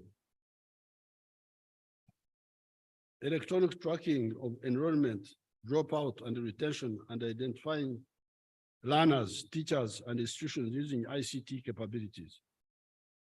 Improving the overall staffing levels in the schools. Development of a complete national vocational qualification framework. With our oil money, we shall be able to complete our targets of a government primary school per parish and a government secondary school per sub-county. The railway, the electricity, technical and science education, as well as some national roads, will be the elements our oil money will deal with. I intend to meet with the Petroleum Authority and the oil companies to harmonize so that we do not miss the target of 2025 at the first oil date. Because I don't want this Petroleum Authority to delay our program with the petty things. What is this one now? Local content, local content. Let's start. Health. Over the last 3 years, since the outbreak of COVID-19, government has strengthened health systems. This has included equipping regional and national referral hospitals, and 225 health center 2s have been renovated and upgraded to center 3s. In addition, we have strengthened the capacity of the country in vaccine development. For the government to be able to sustainably improve health services, emphasis will be placed on transforming the health care from predominantly curative preventive through one, timely supplies of drugs to address stockouts, as well as provision of relevant medical equipment, prevention and control of communicable diseases through immunization, operationalizing Mulago Super Specialized Hospital, and expediting the construction of the Ruboa Specialized Hospital. All existing health center 3, center 4s, and health center 3s. Strengthening the supervision and accountability role of the regional technical supervisory structures, emphasizing through radio programs the importance of nutrition, hygiene, etc., and malaria prevention through killing the mosquitoes and the use of treated bed nets. Strengthening security and good governance. Uganda's borders remain secure, save for the spillover effects occasioned by activities of negative armed groups in Eastern Congo and South Sudan. I wish to assure Ugandans and investors that Uganda is a secure and peaceful country. The recent isolated incidents of misuse of firearms and killing of innocent people is being handled with immediate response. These include, among others, strengthening the capacity of security agencies to address emerging security threats, addressing discipline issues of security personnel in the Uganda People's Defense Force and the Uganda Police and Uganda prisons, enhancing the security infrastructure to detect crime before it happens, and addressing the welfare of personnel in security uniforms. The ability to manage a huge pre-announced event like the recent Martyrs' Day without any insecurity incident, while the terrorists are still running around in neighboring countries such as Congo, Somalia, etc., demands salutations to our security personnel, weaknesses here and there notwithstanding. An event like Martyrs' Day, which is pre-announced, is a big magnet for terrorists. They would love to come and cause trouble there. And they plan, but we don't allow them. So while we quarrel with our security people, they are really miles away from many of the groups in the world. There are few weaknesses here and there. Otherwise, an event like this one, pre-announced, we are following groups in Congo and what planning to, you don't know how many of them are in prison now, who would want to come and kill people during an event like this one of millions of people who gather in a pre-announced huge event. So while we criticize our security people, but we should also appreciate.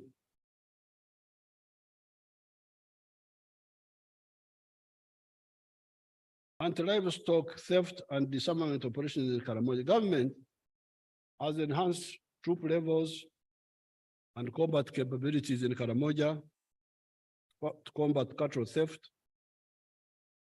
Disarmament operations, codenamed Operation Usalama kwa Wote, remains on course. A total of 124 guns with 1,023 rounds of ammunition have been recovered since January 2023. Similarly, an estimated 4,771 stolen livestock were recovered and handed over to their rightful owners. At bilateral level, Uganda and Kenya entered a memorandum of understanding on cooperation in defense and security, which was signed in April 2022. The agreement provides for concurrent disarmament operations in both countries. There has been mistakes and some corruption in the disarmament in Karamoja. I'm now in direct touch with the raiders. The raiders came and met me. They looked for me. And I met them. So please don't arrest me that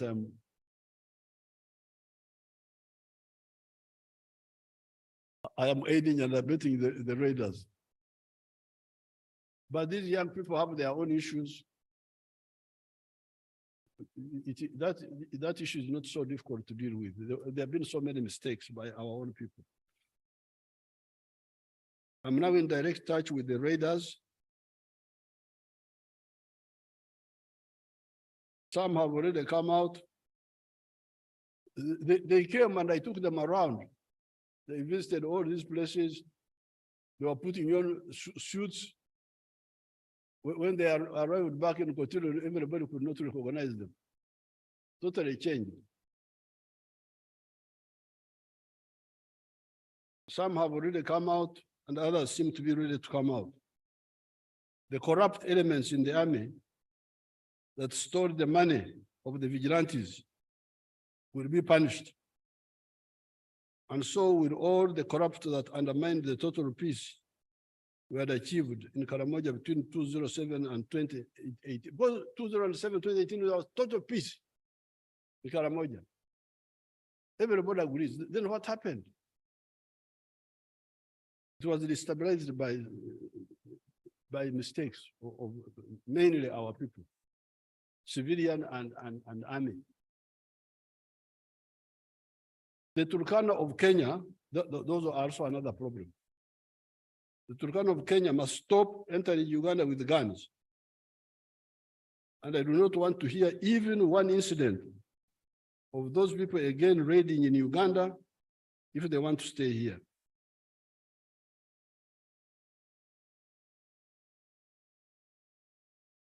All the points put forward in the recent executive order, I gave an executive order recently, dealing specifically with the cattle rustling, must be fulfilled. These other clans of Karamoja, I think I will be able to bring them back because I'm already in touch with all these groups. The Dodoth, the GA, the Matheniko, the Bokora, Pian. Now, the ones where we need to collaborate with Kenya are the Turkana. But we shall do it. They will stop. Otherwise, they even killed our geologists. 3 of our geologists were killed. I want those who killed the geologists to be brought back. They brought back the guns, but not the killers. I want the killers. But we also have a problem with our Pokot. Our Pokot, there's a man called Rolem. Have you heard of him? He must be around here. If you see him, inform the police.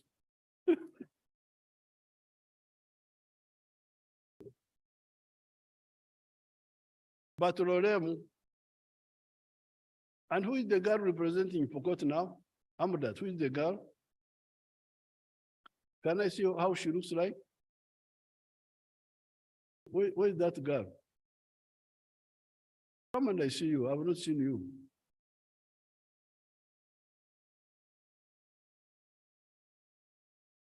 There was one who was shooting at Champan the other year. That was one of them. When we were in the shooting the other year. She's not here.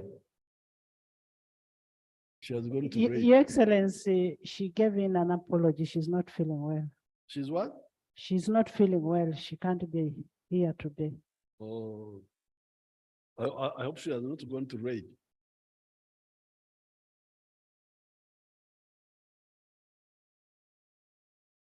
Now, the Pokot, our Pokot here must not continue to steal from the other clans and take the cattle to Kenya. They should stop. Because I'm going to concentrate on them. But Rorem, they are my good people. Those you tell them that the old man, you saw him, and he's saying that you should stop. Rorem is here. Oh, you come on the microphone and they see how you look like. Where is Rorem?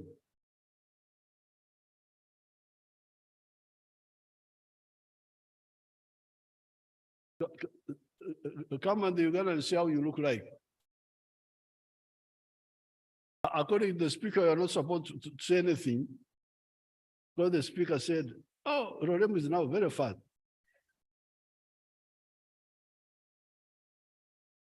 How do they greet in the Pokot? Sufai. Oh, Takwenya. Takwenya like Sabine. Okay, now you have heard my message. Please help us. Thank you. Thank you.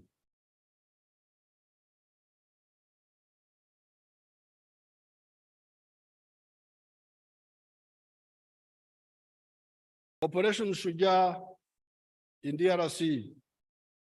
Since the launch of the joint PADAC UPDF operation codenamed Operation Shuja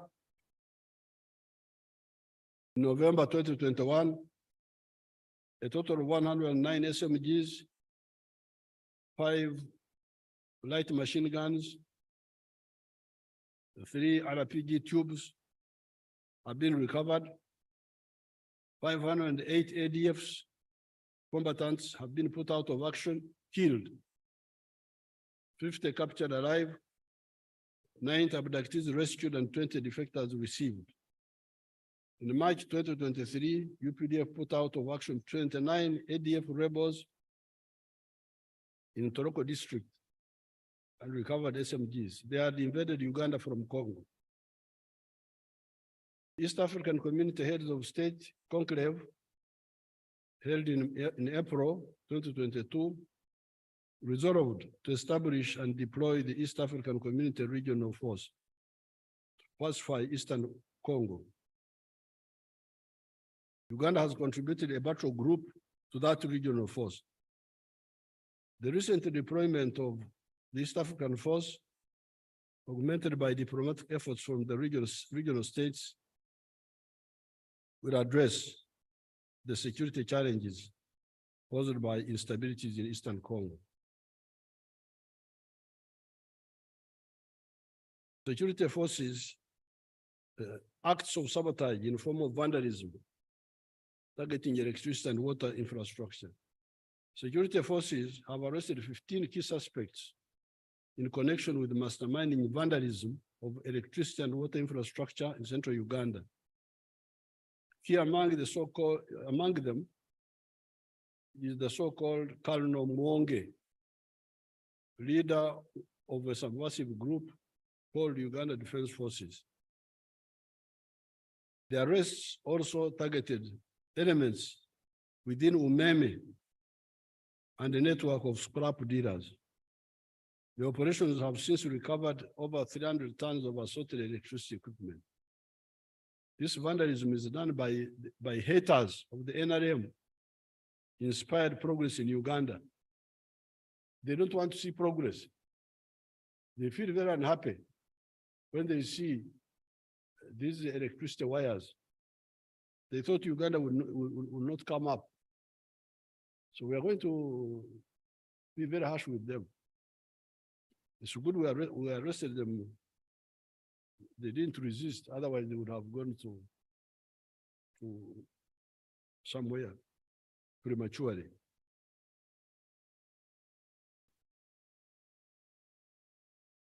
Those who are involved in this will feel sorry for their bankruptcy. Land and land fragmentation. I wish to reiterate my call against the destructive inheritance practices, such as land fragmentation. Over-fragmented land becomes LWD, land with disability. That is why, as back at the elections of 1996, in the NRM manifesto, we talked of the 4 acres model and as the medicine for those who had already fragmented family lands. Hence, recommendation for the 7 activities of coffee, fruits, pasture for grazing, for zero grazing, poultry for eggs, food crops, piggery and fisher farmers for those near the wetlands. All these are products that can give good money, even if they are done on small scale.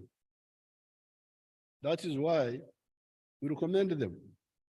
There are, however, other products that the country needs, but can only be done on a big scale. Which are these?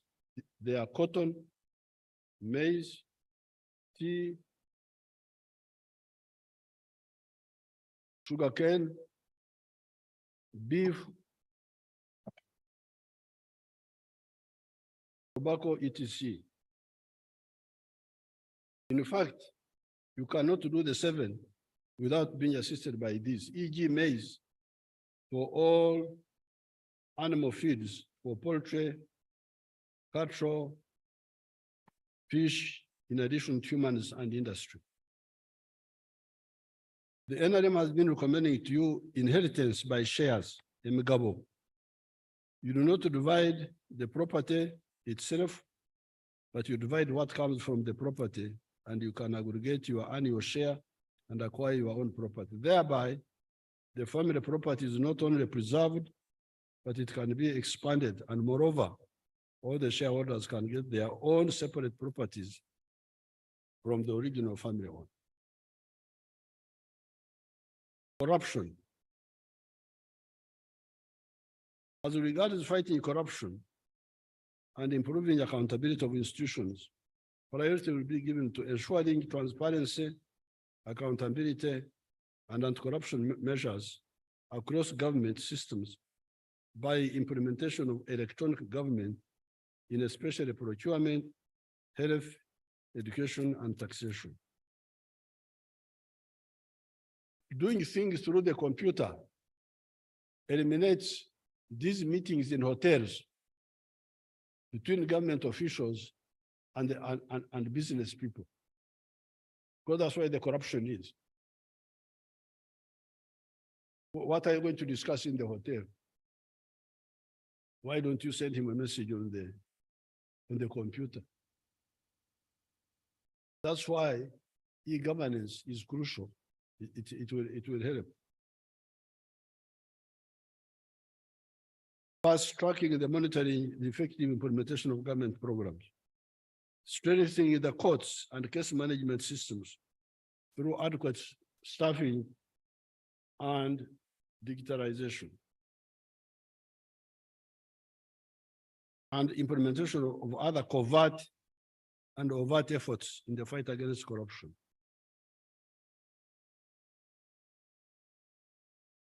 As we get near the conclusion, economic priorities of the government in the next financial year.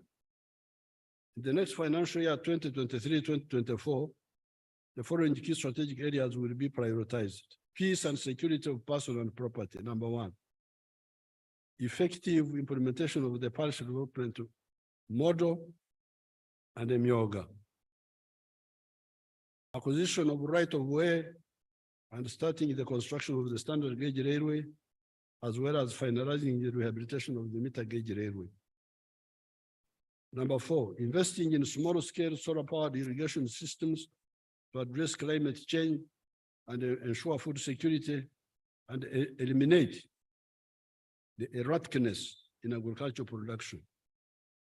Number five, constructing transmission lines and power substations.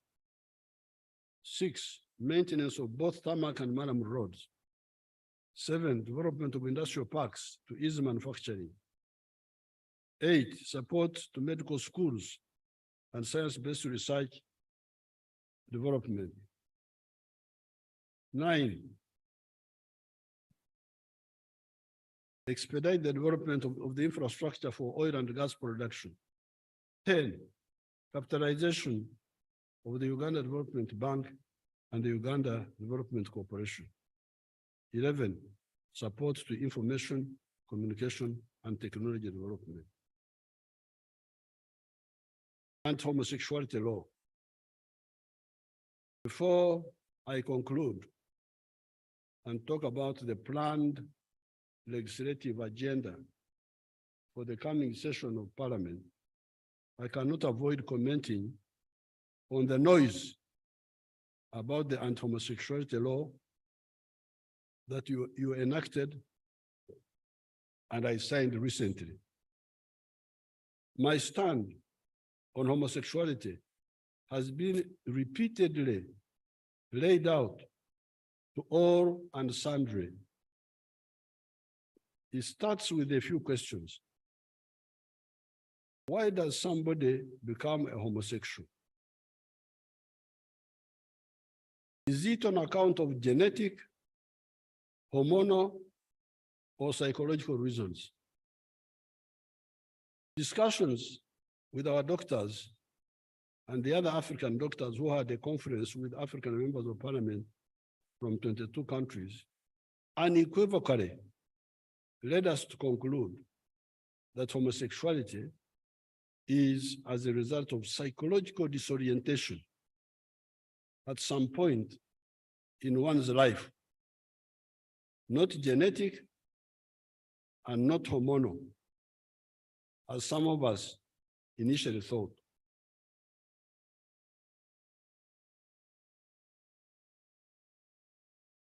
This conclusion that homosexuality is a psychological disorientation gives us a way forward. Logically, reasonably, without bias, without what?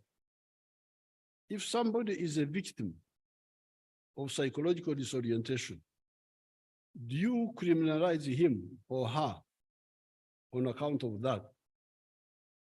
Is it logical or fair to do so? The answer is no. Instead, such a person needs assistance to, if possible, overcome his psychological disorientation. I'm glad the MPs agreed with me and clarified this point in the law. Therefore, those who say that the homosexuals will be arrested if they go for medical care, etc., are wrong. The law now says that a homosexual will not be criminalized for merely being so if he or she keeps the being to oneself. What then does the law fight? It fights this homosexual when he or she goes from merely being and starts recruiting other people who are not psychologically disoriented like him or her to be like him by misinforming or bribing them. There, he becomes a criminal, and if convicted, goes to prison for a period not exceeding 20 years. If he goes further and rapes a person, a child, an indigent means a weak person, he commits a capital offense and he faces a maximum sentence of death. This is the law I signed. These are the three substantive points.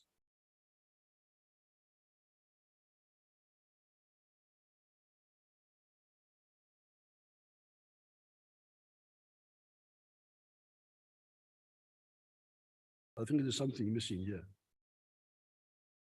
Oh, these are the three substantive points.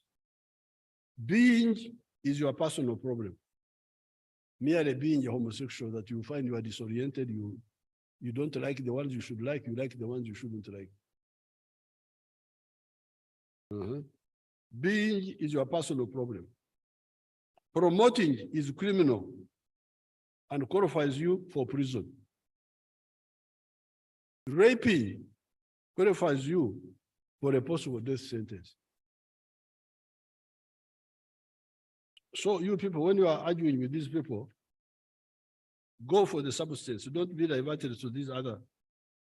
Additionally, in Uganda, sex is confidential, even heterosexual sex. Therefore, if a homosexual keeps his being to himself or confidentially seeks assistance from the doctors or priests, it will not offend this law.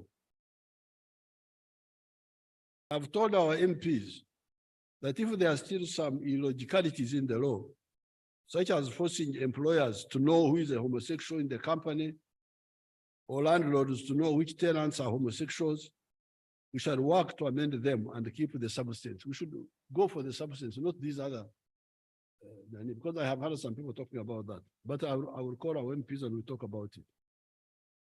Therefore, doctors and other health workers, providers, should assist those patients who come to them bearing the three substantive points in mind. I will arrange a dedicated broadcast on this issue toward the end of June. I will give a whole broadcast on this issue. Now, finally, you're about to be saved from me. I wish to end this address by thanking Parliament for enacting the following legislation during the last session. Out of the 62 bills presented to Parliament on the last State of the Nation address in June 2022, the following bills were introduced and passed. The Companies Bill 2022, the Insolvency Amendment Bill 2022, the Law Revision Bill 2022, the Museum and Monuments Bill 2022, the Physical Activity and Sports Bill 2022, the Anti-Terrorism Amendment Bill 2022, the Small Arms, those were, they are all here. The following 5 were introduced by government in addition to the 62. I think the speaker had also spoken about those.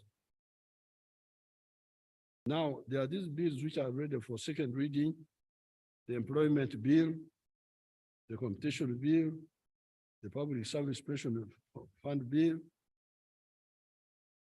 The following reports, as highlighted in the State of the Nation Legislative Agenda of June 2022, were processed and adopted. They are also listed here.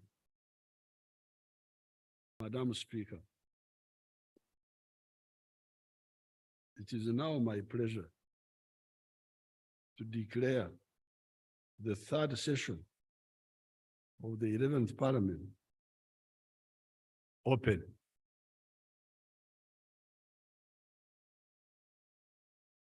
I thank you very much, and hope that the coming session will be fruitful. I thank you. Thank you so much. I need 1 minute. I need to. In the morning, I was feeling. Well, yes, in the morning I was feeling as if I have a slight cold. So I called my medical team to check corona. They took samples as usual. There is what they call a rapid one. That one was negative. Then there are 2 which go for deeper analysis. One was negative, the other one was positive. So I'm a suspect of corona as I'm standing here.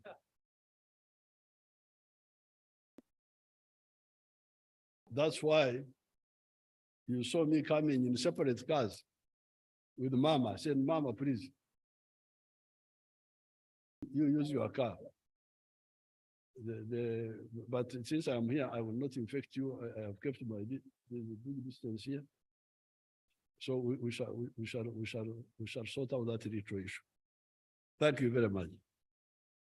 Thank you so much, Your Excellency, for the clear and concise exposition of the government policy in your address and fulfilling your constitutional obligation as per Article 101(1) of the Constitution of the Republic of Uganda. We take cognizance of the government legislative agenda for the 3rd session, and we do pledge our proven commitment that will make sure Parliament will do what we have agreed today. Your Excellency and honorable members, having listened to your passionate appeal to increase industrialization, I want to put the record clear. This is the answer of Parliament, and we want the answer to be very clear that in the financial year that we are in, we appropriated 77 billion for Kira Motors. However, the money was used for other purposes. I therefore appeal the line ministers to exercise their political supervisory role. The blame should not come to Parliament. We did our part and appropriated money. 2, the Employment Amendment Bill 2022 and the Competitions Bill. were passed by Parliament awaiting assent of the President. So we'll be expecting a scented copy from the President. Honorable members, I want to retaliate on a few things. In the third session of 11th Parliament, we shall reactivate and intensify the monitoring and reporting of attendance of the House sittings by both the members of Parliament and the ministers. This will help us in bringing our accountability to the electorates on how effectively we have represented them, both in the House, in the committee, and remember Article 79(1). One of our roles is representation. So we should be accountable to our voters. We need to know where you are, whether you're in Parliament, you're in Kampala, you're where. So the voters need to know where you are.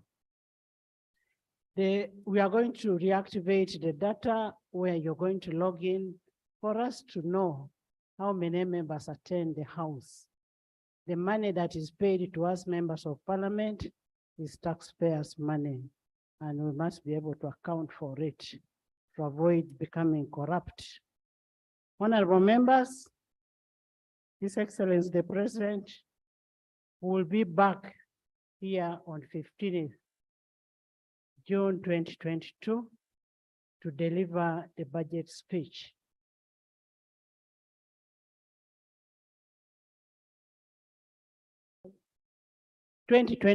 Sorry.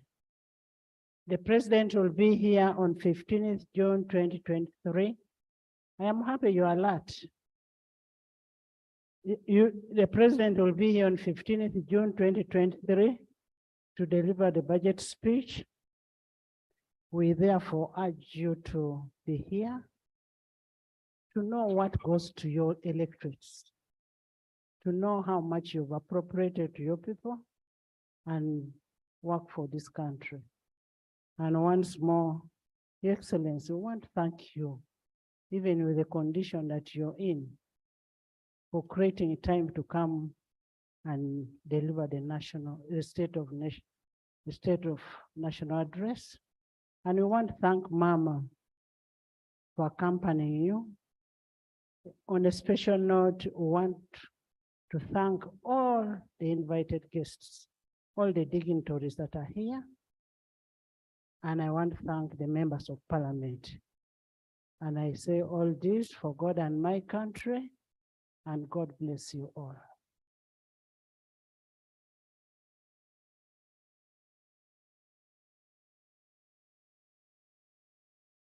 Adjournment.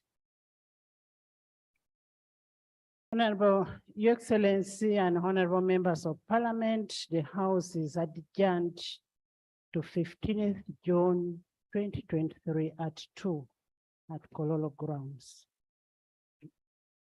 The anthems.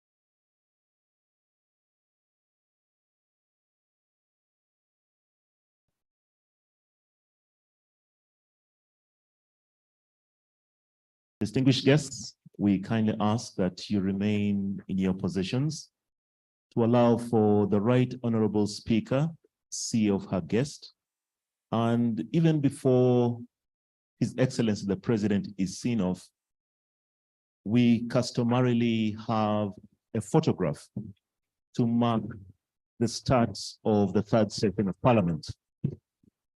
So could I invite the visitors? Could I invite the visiting speakers,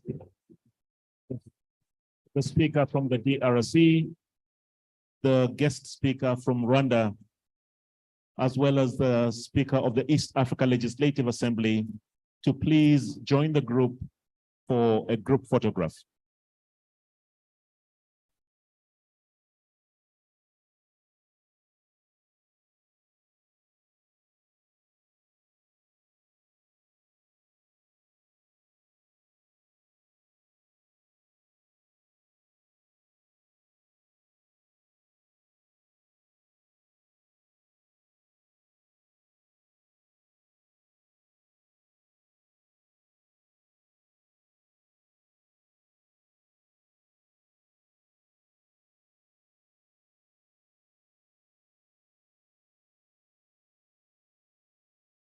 The protocol team shall guide on the photographs to be taken.